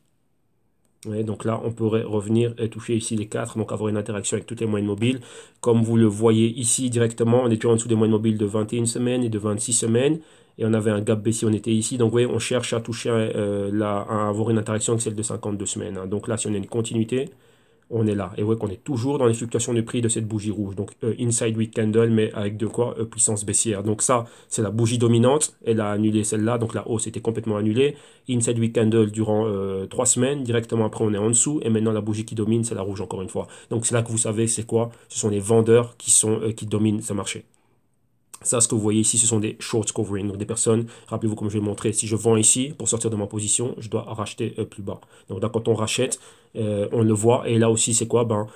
Directement, on en profite pour rentrer avec des algorithmes qui sont en train de scanner tout ça. Dès qu'ils voient que, ah bah tiens, il y a un déséquilibre, il y a plus d'acheteurs que de vendeurs à ce niveau-ci, boum, les buying orders sont enclenchés. Et aussi, on avait un gap, on a rempli le gap, et maintenant on retourne vers le dessus. Et maintenant, qu'est-ce qu'on a? Directement ici quoi. Encore une fois, nouvelle entrée de vendeurs ici. Et donc là, voyons voir où c'est qu'ils vont prendre leurs bénéfices. Donc où c'est qu'ils vont racheter. Ok. Donc voilà. Donc là, on a vu le Grayscale Investment Trust. Maintenant, avant d'aller au Bitcoin Cash et au Bitcoin Bitcoin Gold, on va regarder d'abord c'est quoi le Grayscale. Donc là aussi, vous avez la page grayscale.co. Donc vous voyez exactement c'est quoi. Ce fonds a été établi en 2013. Pourquoi? Par Digital Currency Group. Pourquoi? Pour investir principalement dans tout ce qui était tout ce qui était crypto, hein. Donc là, vous voyez exactement ce qu'ils ont. C'est pour les financiers, donc c'est pour les institutions, comme ils disent bien ici, hein. Donc single asset diversified. Et maintenant ils expliquent exactement c'est pourquoi, c'est pour qui. Donc on va retourner à la page principal, la home page, et vous voyez exactement, il dit quoi. Si vous êtes un investisseur, donc un investisseur accrédité, donc là vous devez avoir 1 million de net worth et minimum 100 000 à investir directement. Et ici, directement, si vous êtes un advisor, donc tout ce qui est consultant et toutes ces personnes-là, ok. Donc là, voilà, directement, ici, vous avez accès comment dirais-je, à ce qu'ils ont. Maintenant, on va regarder les différents produits qu'ils ont, donc single assets et les diversified. Donc, vous voyez ici, au niveau des single assets, qu'est-ce que vous avez? Vous avez, on a quoi? On a directement envoyé le GBTC, c'est ce qu'on a regardé. Maintenant, vous voyez, ça c'est tout ce qu'ils ont lancé. Ils viennent de lancer le Bitcoin Cash Investment Trust.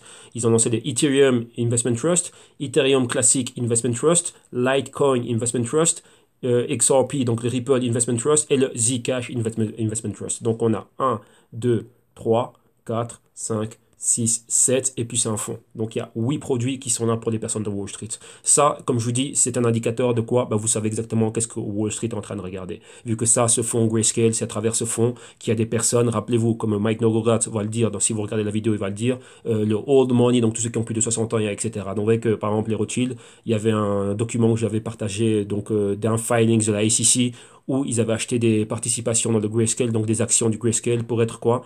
Exposés au Bitcoin. Donc, eux, de le faire à travers un Coinbase, d'avoir un wallet, ainsi de suite, non, ils passent par le Grayscale. Donc, vous voyez, ça, c'est un outil, c'est un véhicule d'investissement qui est utilisé par le big money de Wall Street. Donc, quand je dis Wall Street, c'est toutes les personnes d'un certain niveau. Ok, et c'est comme vous voyez Goldman Sachs à travers Circle. Circle aussi donne accès à un exchange pour le Bitcoin et il faut minimum 250 000 pour entrer chez eux. Vous voyez par exemple nous avec Bitfinex c'est quoi? C'est 10 000. Avec Bitstamp c'est un minimum de quoi? 300, 500, je sais plus combien exactement. Quand je dis en dépôt de fiat, hein, en dépôt fiat. Et avec comment il s'appelle? Kraken, c'est quoi exactement? Kraken on commence le tier 0 c'est rien du tout vu que vous pouvez envoyer des cryptos. Tier 1 c'est je crois que 2000 $ ou l'équivalent donc voilà 2000 à partir de là exactement. Et puis après, ça monte, hein, et ainsi de suite. Donc, vous voyez que là, c'est un autre niveau d'investisseur. Et comme l'a dit exactement, enfin, vous allez le voir dans la vidéo de Mike Novogratz, il parle vraiment de ça. Ça, c'est le big money de Wall Street qui est là. Et eux, il leur faut des outils pour rentrer dedans. Donc, vous voyez qu'ils ne vont pas commencer à rentrer dans tout et n'importe quoi à travers les wallets, ainsi de suite et tout ça. Non. Donc, vous voyez aussi qu'avec les problèmes de hack, ces grosses institutions aussi commencent à donner des services de coffre-fort digital, et ainsi de suite, et tous ces trucs-là pour ce genre de clients.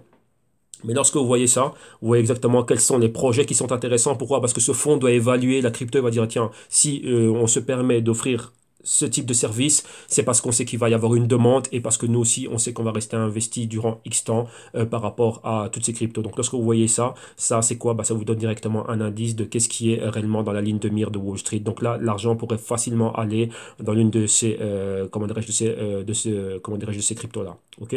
Donc là, vous voyez ça. Donc là, maintenant, ils ont des produits pour maintenant aller de l'avant. Donc rappelez-vous, pour le Bitcoin, ils ont déjà le CBOE et le CME, donc des contrats futurs. Il y a tous les exchanges que vous avez, donc le véritable sous-jacent. Et maintenant, il y a un ETF qui vous permet de jouer avec. Ok, enfin, de jouer avec, de avoir toutes des stratégies de couverture et de hedging comme il faut. Donc là, dans la vidéo que j'ai faite, où j'ai donné un exemple, hein, comment c'est déjà établi avec des actifs, on va dire, communs et déjà établis, comme le Nasdaq, ainsi de suite, vous regardez cette vidéo, vous allez comprendre. Et maintenant, on voit ils ramènent la même chose. Donc, vous voyez que Wall Street a un mindset, rappelez-vous, ceux qui ont tout l'argent, ils font partie du réseau des banques centrales, donc ils ont accès à du cash, ils ont accès à des trilliards, je dis bien des trilliards, pas des milliards, mais des trilliards. Donc le marché, ils peuvent le bouger en un clin d'œil, mais il faut qu'il y ait certains paramètres qui doivent être réellement établi. Ok. Et donc là, c'est ça. Donc là, vous voyez, il y a tout ce qu'il y a. Donc ces actifs-là, il faut les surveiller. Donc voilà. Là, comme ça, vous avez la petite histoire. Et maintenant, regardez aussi le pourquoi. Donc, avoir un point de vue fondamental, connaître les utilités, les caractéristiques et les propriétés de chacune de ces cryptos et comprendre pourquoi est-ce qu'elles sont intéressantes à ce niveau-ci. Et donc là, vous l'avez. Ok. Et lors des émissions, on va dire, concrètes par rapport à des émissions quotidiennes par rapport à ces cryptos, on va regarder exactement ce qui se passe avec le fonds, comment le fonds est investi, ainsi de suite et tout ça. Ok. Et en plus de ça, on a un produit diversified. Et le diversified, c'est le Digital Large Cap Fund. Donc là, ils ont un fonds qui investit dans pas mal de cryptos. Donc ici, nous, on va regarder Bitcoin et le Bitcoin Cash, vu que ça, c'est pour des raisons de l'émission d'aujourd'hui. Donc on va regarder un peu qu'est-ce qui se passe au niveau du Bitcoin. Donc l'overview. Donc vous voyez, en achetant une action ici, vous voyez ici, l'objectif c'est shares track the Bitcoin market price, less fees and expenses. Donc c'est-à-dire que quand tu as une action, c'est pour traquer directement le Bitcoin. Donc on a acheté une action, tu enlèves les fees, donc les frais, et les expenses, donc c'est les frais de gestion. Une fois qu'on décompte cela, ce qui reste comme argent, directement, on va acheter du Bitcoin directement. Ok, donc vous voyez le symbole de GBTC, tout ce qu'il y a, le code et tout le bazar qu'il y a. Donc là, quand ça a été lancé, vous voyez annual fee. Donc c'est-à-dire que lorsque j'achète une action, il y a un frais que je dois payer de 2% pour gérer cela. Ici, qu'est-ce qu'on a? On a le AUM, donc Asset Under Management. Donc, vous voyez, c'est en millions de dollars. Donc là, si on est là, donc ça veut dire quoi? On a 1 milliard 940 000 millions. 1,9 milliard, on va dire, au total qu'il y a. Le nombre d'actions, il y en a 180 000 qui sont disponibles. Et Bitcoin per share, donc c'est-à-dire en achetant une action du GBTC au prix auquel on a vu, on a 0,01 Bitcoin plus ou moins. Donc voilà, donc c'est ça. Donc là, une action me donne accès à 1 centime de Bitcoin. Donc si le Bitcoin, maintenant, on est à combien? À 9000. 10%, ce serait 900, 1%, 90. Donc voilà, une action me donne accès à 90 dollars de Bitcoin. OK? Donc là, voilà comment c'est fait. Et maintenant, après, vous avez la market performance, ainsi de suite, et les ressources qu'ils ont. Donc, vous voyez? Donc là, voilà. Donc là, vous voyez exactement comment fonctionne le GBTC. Et maintenant, on va rapidement regarder quoi? On va regarder hop là, pardon. Le Bitcoin Cash. Et avec le Bitcoin Cash, c'est pareil. Donc c'est exactement l'overview. Donc le but c'est quoi? Une fois qu'on opère dessus, donc voilà, la valeur de ces actifs est dérivée de la valeur du prix du Bitcoin Cash. Donc oui, c'est ça, c'est un dérivé qui donne une exposition au véritable sous-jacent. Ok, donc voilà. Donc on me dit la même chose. Hein, donc chaque action, ça donne une exposition au Bitcoin Cash, moins les frais et comment dirais-je, et moins les commissions et tout ce qu'ils sont en train de prendre. Donc ici c'est un peu plus cher, c'est 2,5% à l'année. Asset Under Management, vous voyez que ça commence à peine. Donc ils ont 6,3 millions. Donc là on va voir quoi? Au fur et à mesure qu'il y a de la demande, donc ils ont 500 000 actions, ils vont faire comme ils ont fait avec le GBTC, un split. Donc vous voyez que le split a fait quoi? Qu'il y ait plus d'actions qui sont en circulation. Donc vous voyez ici, ils font un split bien plus balèze, après on aura 5 millions d'actions, après pourquoi pas un peu plus d'actions en circulation. Et donc ça nous donne accès à quoi? Pareil. Un centième de Bitcoin Cash. Donc vous voyez que par action, donc si le prix de l'action, on va voir exactement c'est quoi, on a accès à 0,01 comment dirais-je, Bitcoin Cash. Ok? Donc là, voilà exactement. Ah bah, je crois que c'est le prix, hein, si je ne me trompe pas. Non, pour le moment, c'est ce qu'ils ont. Ouais, c'était lancé le 9 du 3. Day change, bah voilà, c'est 9,86 $. Voilà, ça c'est le prix d'une action. Vous voyez, ils ont commencé bas et après, ben, on va voir comment on va commencer à évoluer. Ok, donc là, on s'arrête à ces deux-là. C'est les deux cryptos du jour. Vous voyez qu'il n'y a pas encore de Bitcoin Gold. Donc là, vous voyez que Bitcoin Cash, super demandé. Donc Wall Street a l'œil dessus. Ok, alors maintenant, on va terminer et on va aller regarder le Bitcoin Cash, donc le BCH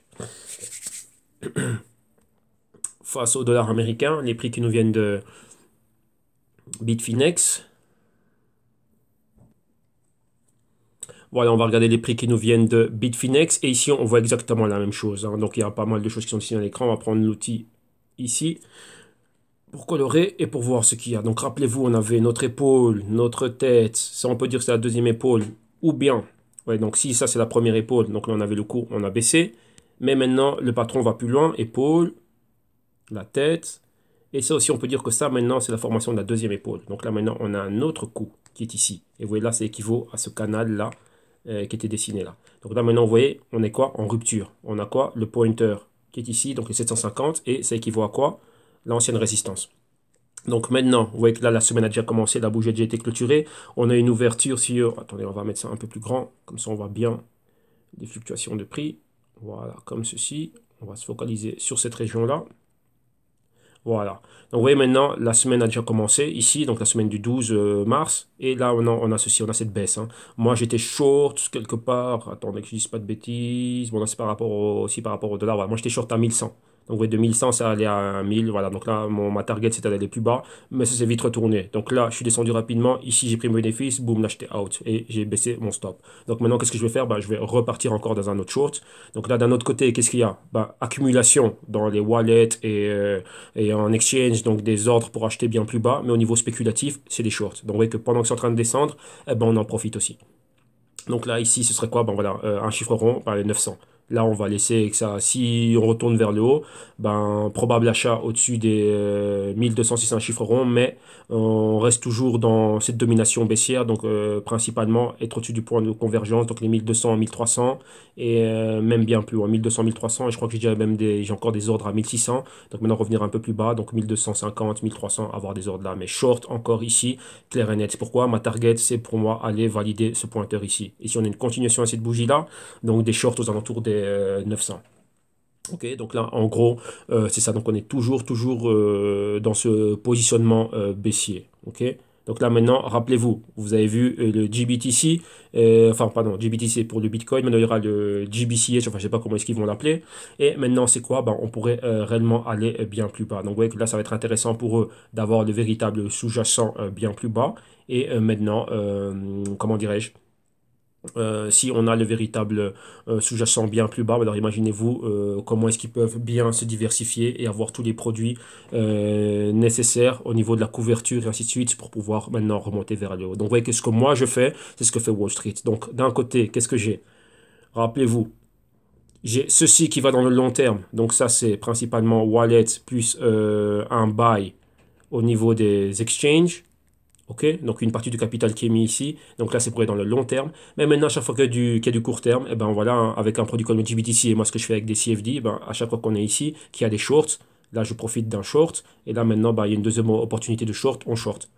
Et d'un autre côté, ici, tant qu'on voit des prix plus bas, on est en train d'accumuler petit à petit. Vous voyez, un centième, un dixième, un dixième, un dixième. Au fur et à mesure où on voit que ça atteint des prix plus bas. Donc, vous voyez la target ici, hein.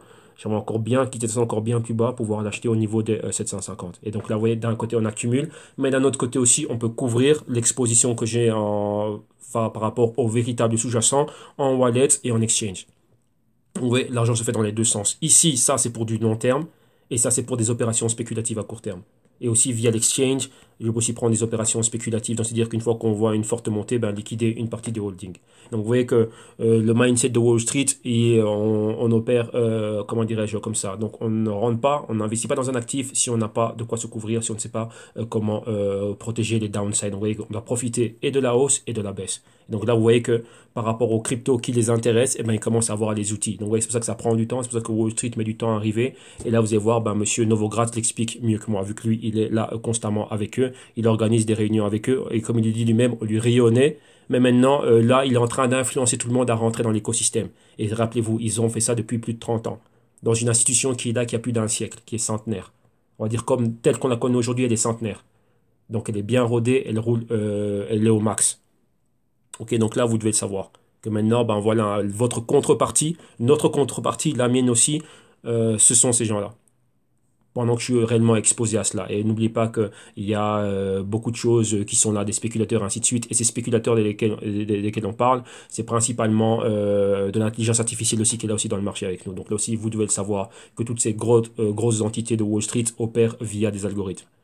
Donc là, il faut le savoir. Donc imaginez-vous à quel genre d'algorithme vous êtes en train de vous affronter. Comme vous voyez, on voit leur activité et on voit directement leur impact, hein. Vous voyez ça, ici, revenir à ce niveau des 750 pile poil là où on était là. Donc vous voyez ça, c'est chirurgical.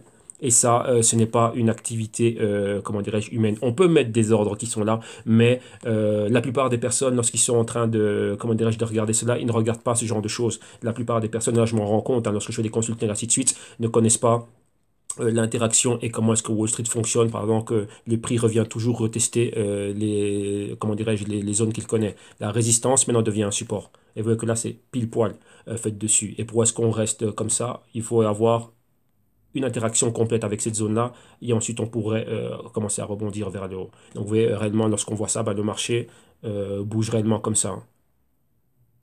Ouais, et après là, on va commencer on va en onde. Donc là, il faut vraiment bien connaître cela. Et là, rappelez-vous, ils le connaissent par cœur. Ils ont des algorithmes qui connaissent cela. Ils ont du machine learning. Donc les algorithmes même ont appris ce que c'est que la bourse, ce que sont les patrons, et peuvent provoquer eux-mêmes des patrons. Donc provoquer ce genre de choses. Oh là je fais n'importe quoi. Je pensais que j'avais toujours de l'outil dessin avec moi. Donc vous voyez, provoquer ce genre de patron, ce genre d'épaule, tête-épaule, les algorithmes le connaissent. Donc arrivé à un moment donné, ils peuvent faire en sorte de faire une feinte, hein. Donc oui, on montre oui qu'on peut créer une épaule tête épaule et puis boum, ça prend autre chose. Ça prend comment dirais-je, ça prend une autre tournure. Donc là, vraiment savoir dans quel genre d'environnement on est en train d'évoluer. Donc soyez préparés à cela.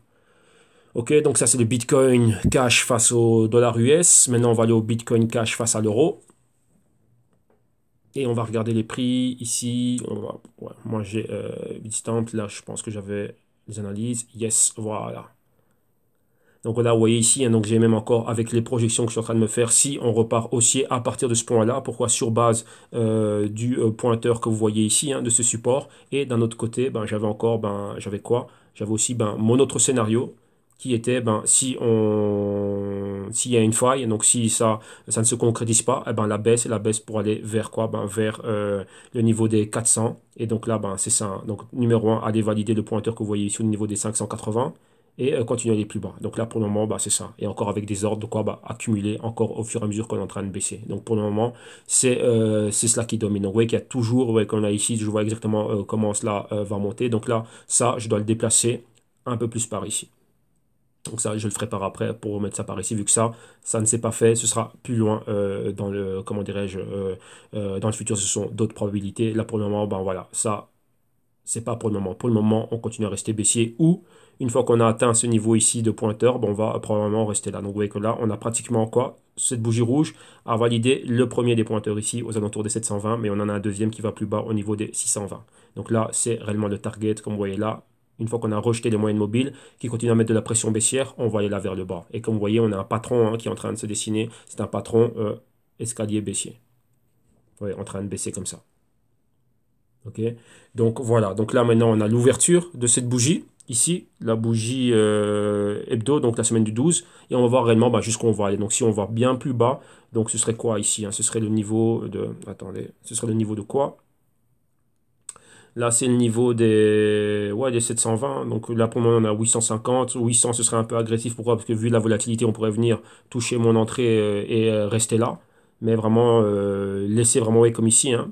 Là, je m'étais placé aux alentours des. Je m'étais placé. Non, c'est face au dollar. Comme je l'ai expliqué, je m'étais placé bien plus bas et directement, ben, boum, on prend ce mouvement-là, on le prend et on part. Vous voyez, on avance petit à petit comme une souris. Et là, maintenant, on va voir. S'il y a encore une continuité, il y a encore un autre short. Donc, vous voyez que si la capitalisation baisse encore, donc c'est-à-dire que quoi? Il y a des dollars qui sortent de l'écosystème crypto. Eh ben donc quoi, il y aura des shorts qui vont être généralisés. Donc on verra exactement ce qui se passe. Donc ici, 750, des niveaux à regarder, 750, les 700, et pouvoir aller vers les 600, voire les 550, et pourquoi pas plus bas vers les 400. Donc là, il faut être prêt à ces probabilités-là. Ok, donc là, voilà, ça c'est au niveau spéculatif. Et dans ce qui est le long terme, eh ben, continuez dans cette phase d'accumulation. Rappelez-vous, on accumule petit à petit. Vous avez vu qu'une action du GBTC vous donne accès à quoi? À un centième de crypto. Donc, vous voyez qui ne rentre pas all-in. Donc, ça, voilà, je veux telle exposition, je vais acheter X nombre d'actions. Vous voyez qu'ils ne rentrent pas comme des dingues, comme ça, en mettant l'argent en full. Non, Wall Street, jamais. On accumule petit à petit. Ce qu'on appelle building a position. Vous voyez que j'ai souvent fait ce genre d'exemple, vous montrer comment est-ce qu'ils sont en train de construire une position petit à petit. Ils ont l'argent pour acheter un Bitcoin Cash en entier, mais ils ne vont jamais intervenir comme ça en entier. Ils viennent petit à petit. On voit, vous voyez, Wall Street, c'est un sport d'équipe. On opère en consensus. Si tout le consensus au niveau des analystes et de tout le monde, que tout le monde est haussier sur quelque chose, vous allez commencer à voir l'argent commencer à rentrer dedans. Mais après, ce qu'ils cachent, c'est quoi? C'est leur stratégie de couverture, leur stratégie de hedging et à quel point est-ce qu'ils vont prendre leurs bénéfices. Ça, c'est ce que tout le monde ne sait pas. Donc, vous voyez, tout le monde est assis à la même table. Ok, on se met tous d'accord, on va tous rentrer. Mais tout le monde se dit, bah tiens, moi, au moins de trucs, je suis prêt à sortir. Ouais, c'est ça le game. Le game, c'est voilà, chacun a sa stratégie de couverture et chacun a des shorts qui sont planifiés. Mais le consensus, tant qu'il est haussier, ben, il est haussier maintenant. Le consensus est on n'achète pas à ce prix. Pour nous, c'est surévalué, on va acheter plus bas. Donc, ils sont en train d'attendre et on accumule petit à petit. Ouais, là, c'est ça la chose. Et là, vous le voyez à travers le GBTC, que vous voyez bien que ce sont des actions qui vous donnent accès à de l'accumulation petit à petit. Ils vont par du quoi? Ils vont à un centième de comment dirais-je de crypto. Ouais, donc là, prenez-en de la graine. Donc là, comme je vous dis, c'est pour vous inspirer tout ça. Et là, maintenant, on va finir avec le Bitcoin Gold face au dollar américain. Là aussi face à l'euro, mais je pense qu'il n'y avait pas trop de données, mais c'est pas grave, on va quand même le regarder et on ira en daily là. Donc voilà, Bitcoin Gold face à l'euro, et vous voyez, ben, c'est pas ce qu'on craignait, ce qu'on prévoyait, c'était de revenir vraiment à ces niveaux-là, donc par rapport à l'émission de la semaine passée. Donc vous voyez ici, on a toutes les moyennes mobiles qui sont au-dessus, celle de 21 semaines qui est en train d'apparaître. Vous voyez ici au niveau de ce support, hein, de ce point intermédiaire, ici ce point pivot-là. Et vous voyez là, c'était quoi le niveau des 200, et là maintenant on est clairement où? On est au 80. Vous voyez qu'on a fait quoi? On a validé le pointeur qu'on avait ici. Donc si on prolonge tout simplement cette moyenne mobile, voilà, vous voyez que là, on est clairement encore, on est revenu ici sur notre support et on a validé le pointeur qu'on a ici. Et là, la nouvelle semaine. Donc là, on va voir si on va plus bas. On a encore ici un indicateur de pointeur ici, ce sera les quoi? Vers les 50. Donc si on va plus bas, on peut atteindre les 50. Et vous voyez ici, on est clairement où? Le stochastique étant on est en infravaloration. Et donc là, on voit, on continue à descendre. Donc là, ici, bon, ils n'ont pas encore d'ETF sur le Bitcoin Gold. Là, c'est une infra-valorisé. Donc là, c'est parfait, comment dirais-je, pour de l'accumulation. On l'a vraiment, vraiment, comment dirais-je, pas cher. Mais maintenant, c'est à vous d'évaluer clairement ben, quelles sont les projections futures. Donc ça, c'est par rapport à ce que vous évaluez vous-même comme étant ben, un bon investissement pour vous ou pas. Donc ça, là, c'est chacun qui sait exactement dans quoi il investit. Donc vous voyez, vous avez vu principalement Wall Street, qu'est-ce qui les intéresse eux.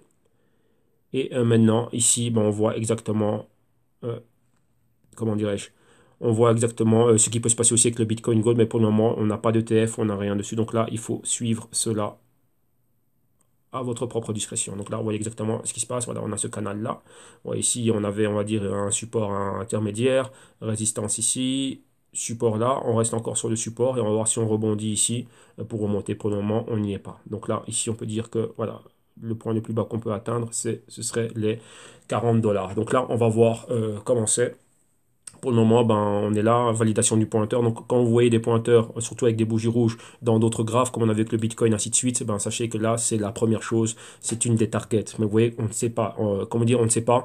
Là, c'est au niveau des catalyseurs. N'importe quel catalyseur peut se passer, ça peut prendre demi-tour et ça peut partir. Et si vous êtes du mauvais côté du trade, comme ici, voilà, comme vous voyez, là, je suis en train de faire des short selling. Donc là, quand j'avance, je viens, je prends, je viens, je prends. Parce que c'est quand même 2-3 000 dollars qui sont là, qui sont en jeu à chaque fois. Bien sûr que bien, on peut aussi les, comment dirais-je, fractionner cela, mais il y a toujours énormément de risques au niveau de la volatilité. Ok. Et maintenant, on va terminer avec le Bitcoin face à l'euro. Pardon, Bitcoin Gold face à l'euro. On va regarder les données ici, je pense qu'on n'a pas trop, mais on va aller en daily. Voilà. Là, déjà, au niveau weekly, donc ce qu'on voit, donc rappelez-vous, on a vu les autres niveaux, mais bon, on va prendre ça ici comme indicateur. Donc, qu'est-ce qu'on a ici? On a le pointeur qui pointe les 60 euros. Et vous voyez que cette bougie rouge, donc de la semaine passée, hein, on est arrivé aux 60 euros. Donc, on a validé le pointeur, donc on a validé la baisse. Et on est là. Maintenant, on commence la semaine. Comme vous l'avez vu, il y a encore un niveau plus bas. Donc, ici, ce serait les 50, 45. on va voir si on va continuer à aller plus bas. Donc en gros, c'est ça par rapport à l'euro. Donc ici, on peut encore aller plus bas. Si on doit être haussier, comme vous avez vu ici, il nous faut une clôture au-dessus de la moyenne mobile de 4 semaines, sortir du inside week candle, donc c'est-à-dire au-dessus de 4 semaines, au-dessus de 8 semaines et avoir une continuité. Chose qu'on n'a pas eu ici. Vous voyez 4 semaines ici, il y avait beaucoup de volatilité. Regardez la distance entre 4 et 8 semaines, c'était beaucoup trop. On n'a pas eu de continuité. Inside week candle ici, donc vous voyez en dessous des 50% des fluctuations de prix de cette bougie rouge, pas de continuité, rien du tout. Donc quoi, toujours de la force vendeuse. Donc les vendeurs toujours au contrôle ici. Et ici c'est pareil, hein. On peut revenir, se stopper aux alentours des 75, mais si on n'a pas de continuité, vous voyez, au-dessus de la moyenne mobile de 4 semaines, sortir du inside week candle, atteindre la moyenne mobile de 8 semaines, donc elle peut être, voilà, ici c'est les 100 euros, et ensuite avoir une clôture aussi au-dessus de cette bougie et une continuité, non. Vous voyez qu'à chaque stade, on va arriver à Inside Week. On monte au-dessus, on revient à Inside Week. On remonte au-dessus, on revient à Inside Week. Donc rappelez-vous, ça, lorsqu'on voit ça, qu'est-ce que ça veut dire?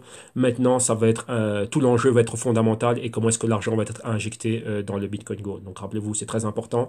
Ça nous renvoie à quoi? À ce qu'on en a vu ici. Vous voyez? Là, maintenant, c'est ça. Qui publie, qui fait quoi? Donc, vous voyez qu'aucune des cryptos principales que l'on voit ben, est en train de faire cela. Ils ont peut-être des scores magnifiques. Ici, tout est vert. Il y a plus de vert qu'autre chose. Mais Wall Street, ceux qui ont l'argent, regardent ça. Voilà pourquoi est-ce que, comme vous voyez, avec des projets comme Ripple, pourquoi parce que Ripple reçoit énormément d'argent. Et Ripple, principalement, il travaille avec Wall Street. Ici, Wall Street, c'est quoi? Comprenez institutions bancaires et financières internationales. Et là, c'est eux qui ont l'argent. Donc là, Ripple est là. Et Ripple, vu qu'ils savent avec qui ils sont en train de traiter, et ils connaissent les personnes avec qui ils sont en train de traiter, ils doivent avoir ce qui leur permettent d'évaluer ce qu'ils sont en train de faire. Donc là, voilà exactement ce qui se passe. Et Omisego aussi, vu qu'Omisego vient ramener, c'est aussi une digital currency, mais leur but aussi c'est de ramener des services bancaires, micro-paiements, nano-paiements pour des personnes qui n'ont pas accès aux services bancaires. Mais vous voyez que principalement, là où ils sont basés en Asie du Sud, hein, en Asie sud-est asiatique, ben voilà, c'est principalement ce qu'ils sont en train de faire. Donc vous voyez exactement ben, les projets qui sont là, qui ramènent des choses, on va dire avec des métriques fondamentales qui peuvent être comprises du old money de Wall Street. Ok? Donc voilà, je vous ai dit que c'était une émission super super longue, donc on l'a faite, l'émission est finie. Maintenant, si vous aussi voulez arriver à ce niveau de raisonnement, de recherche, d'analyse fondamentale, technique et comprendre les concepts et les mécanismes, vous venez au www.jctube.com slash solution et vous regardez ce qu'on a en programme d'éducation financière. En cliquant ici, vous allez avoir accès à un PDF que vous pouvez télécharger pour voir le programme des vidéos consulting et aussi qui est le même programme des consulting one-on-one. Et si vous voulez voir plus de services et de solutions et des tarifs, vous cliquez sur le lien ici orangé pour être redirigé vers la partie où on voit les tarifs et il y a tous les programmes. Donc vidéo consulting, donc vidéo module d'initiation à la finance, au trading et investissement, tout ce que vous voulez. Donc là, ici, vous avez le programme pour voir quels sont les modules, qu'est-ce que vous allez voir exactement. Et ici, vous avez le tarif, vous avez le consulting one-on-one, donc c'est-à-dire les vidéos modules plus une session hebdomadaire avec moi chaque semaine, à l'année, et ici pour les 6 mois. La solution active, donc là, on va vraiment dans le CryptoTech portfolio. Donc là, c'est sur base de votre profil, on va générer des idées, un système, une stratégie, faire attention au risk management, au money management et ainsi de suite. Principalement, ouais, tout ce qui est wallet, exchange et aussi créer des stratégies et pourquoi pas des portefeuilles tech, donc compagnies exposées au blockchain et ainsi de suite. Et il y a les Global Crypto Research, rapport trimestriel, donc à l'unité, et ici souscription annuelle. Et là, comme vous voyez, le premier rapport, c'était plus de 8 heures de vidéo et un PDF de plus de 85 pages. Consulting à la carte, et encore une fois, pas mal d'autres services. Donc là, contactez-moi directement. Vous avez les liens de contact ici dans la vidéo, dans la description de vidéo, et aussi ici à travers la page internet, comment dirais-je, dans la page antérieure. Et maintenant, pour avoir accès au service, dès que vous avez trouvé chaussure à votre pied, vous cliquez sur le Buy Now. Premièrement, pour être dirigé vers la plateforme de paiement sécurisé de PayPal. Une fois là-dessus, ben, vous rentrez toutes vos informations. Et pour moi, tout spécialement, ben, je vous demande d'inclure en plus un numéro de téléphone portable et en plus de ça, une adresse email, de préférence une @gmail.com. Pourquoi? Pour vous partager les PDF, les Google Docs, les feuilles de calcul et ainsi de suite et vous donner accès aux playlists de vidéos privées. Donc là, à travers PayPal, comme lors de tout achat online avec PayPal. Si vous avez un compte, OK. Et si vous n'avez pas de compte, PayPal aussi vous permet de faire un check-out sans pour autant avoir un compte via carte de crédit, débit, tout ce que vous voulez. OK? Voilà. Deuxième option pour les achats, donc c'est-à-dire si vous n'avez pas de PayPal ou si PayPal vous poserait quelques problèmes que ce soit, vous avez une solution via le lien que je viens de cliquer ici. Ne vous inquiétez pas, les liens seront dans la description de vidéo ici YouTube pour être dirigé vers une plateforme de paiement tout aussi sécurisée et comment dirais-je euh, comment dirais-je pareil, hein, donc une alternative, on va dire, au checkout de PayPal. Et ici, vous avez exactement accès aux mêmes services et aux mêmes solutions. Et directement, ben, vous pouvez les rajouter à votre panier. Donc là, vous rajoutez ce que vous voulez à votre panier. Ne vous inquiétez pas pour la langue, le tout va être traduit en français. Mais oui, moi, je fais toujours bien l'attention de mettre tous les libellés en français. Donc là, vous vérifiez le produit, son prix, ainsi de suite. Vous finalisez le paiement. Et là, ben, directement, ben, qu'est-ce qu'il y a? Vous êtes redirigé vers le checkout pour payer avec carte de crédit, débit, Visa, Mastercard. Vous voyez qu'il y a énormément d'options. Ici aussi, on demande en plus quoi? Un courrier électronique, donc de préférence l'adresse @gmail.com pour vous partager les playlists privées, vous partager les Google Docs et les PDF lorsqu'il y en a. Ok? Et donc voilà. Donc une fois que c'est fait, ben, vous allez avoir accès à tout le matériel dès que ici, moi, je peux valider votre paiement et le confirmer. Ok, donc voilà, vous avez vu exactement tout ce qu'il faut faire, comment vous pouvez avoir accès aux services, aux solutions. Donc n'hésitez pas à me contacter.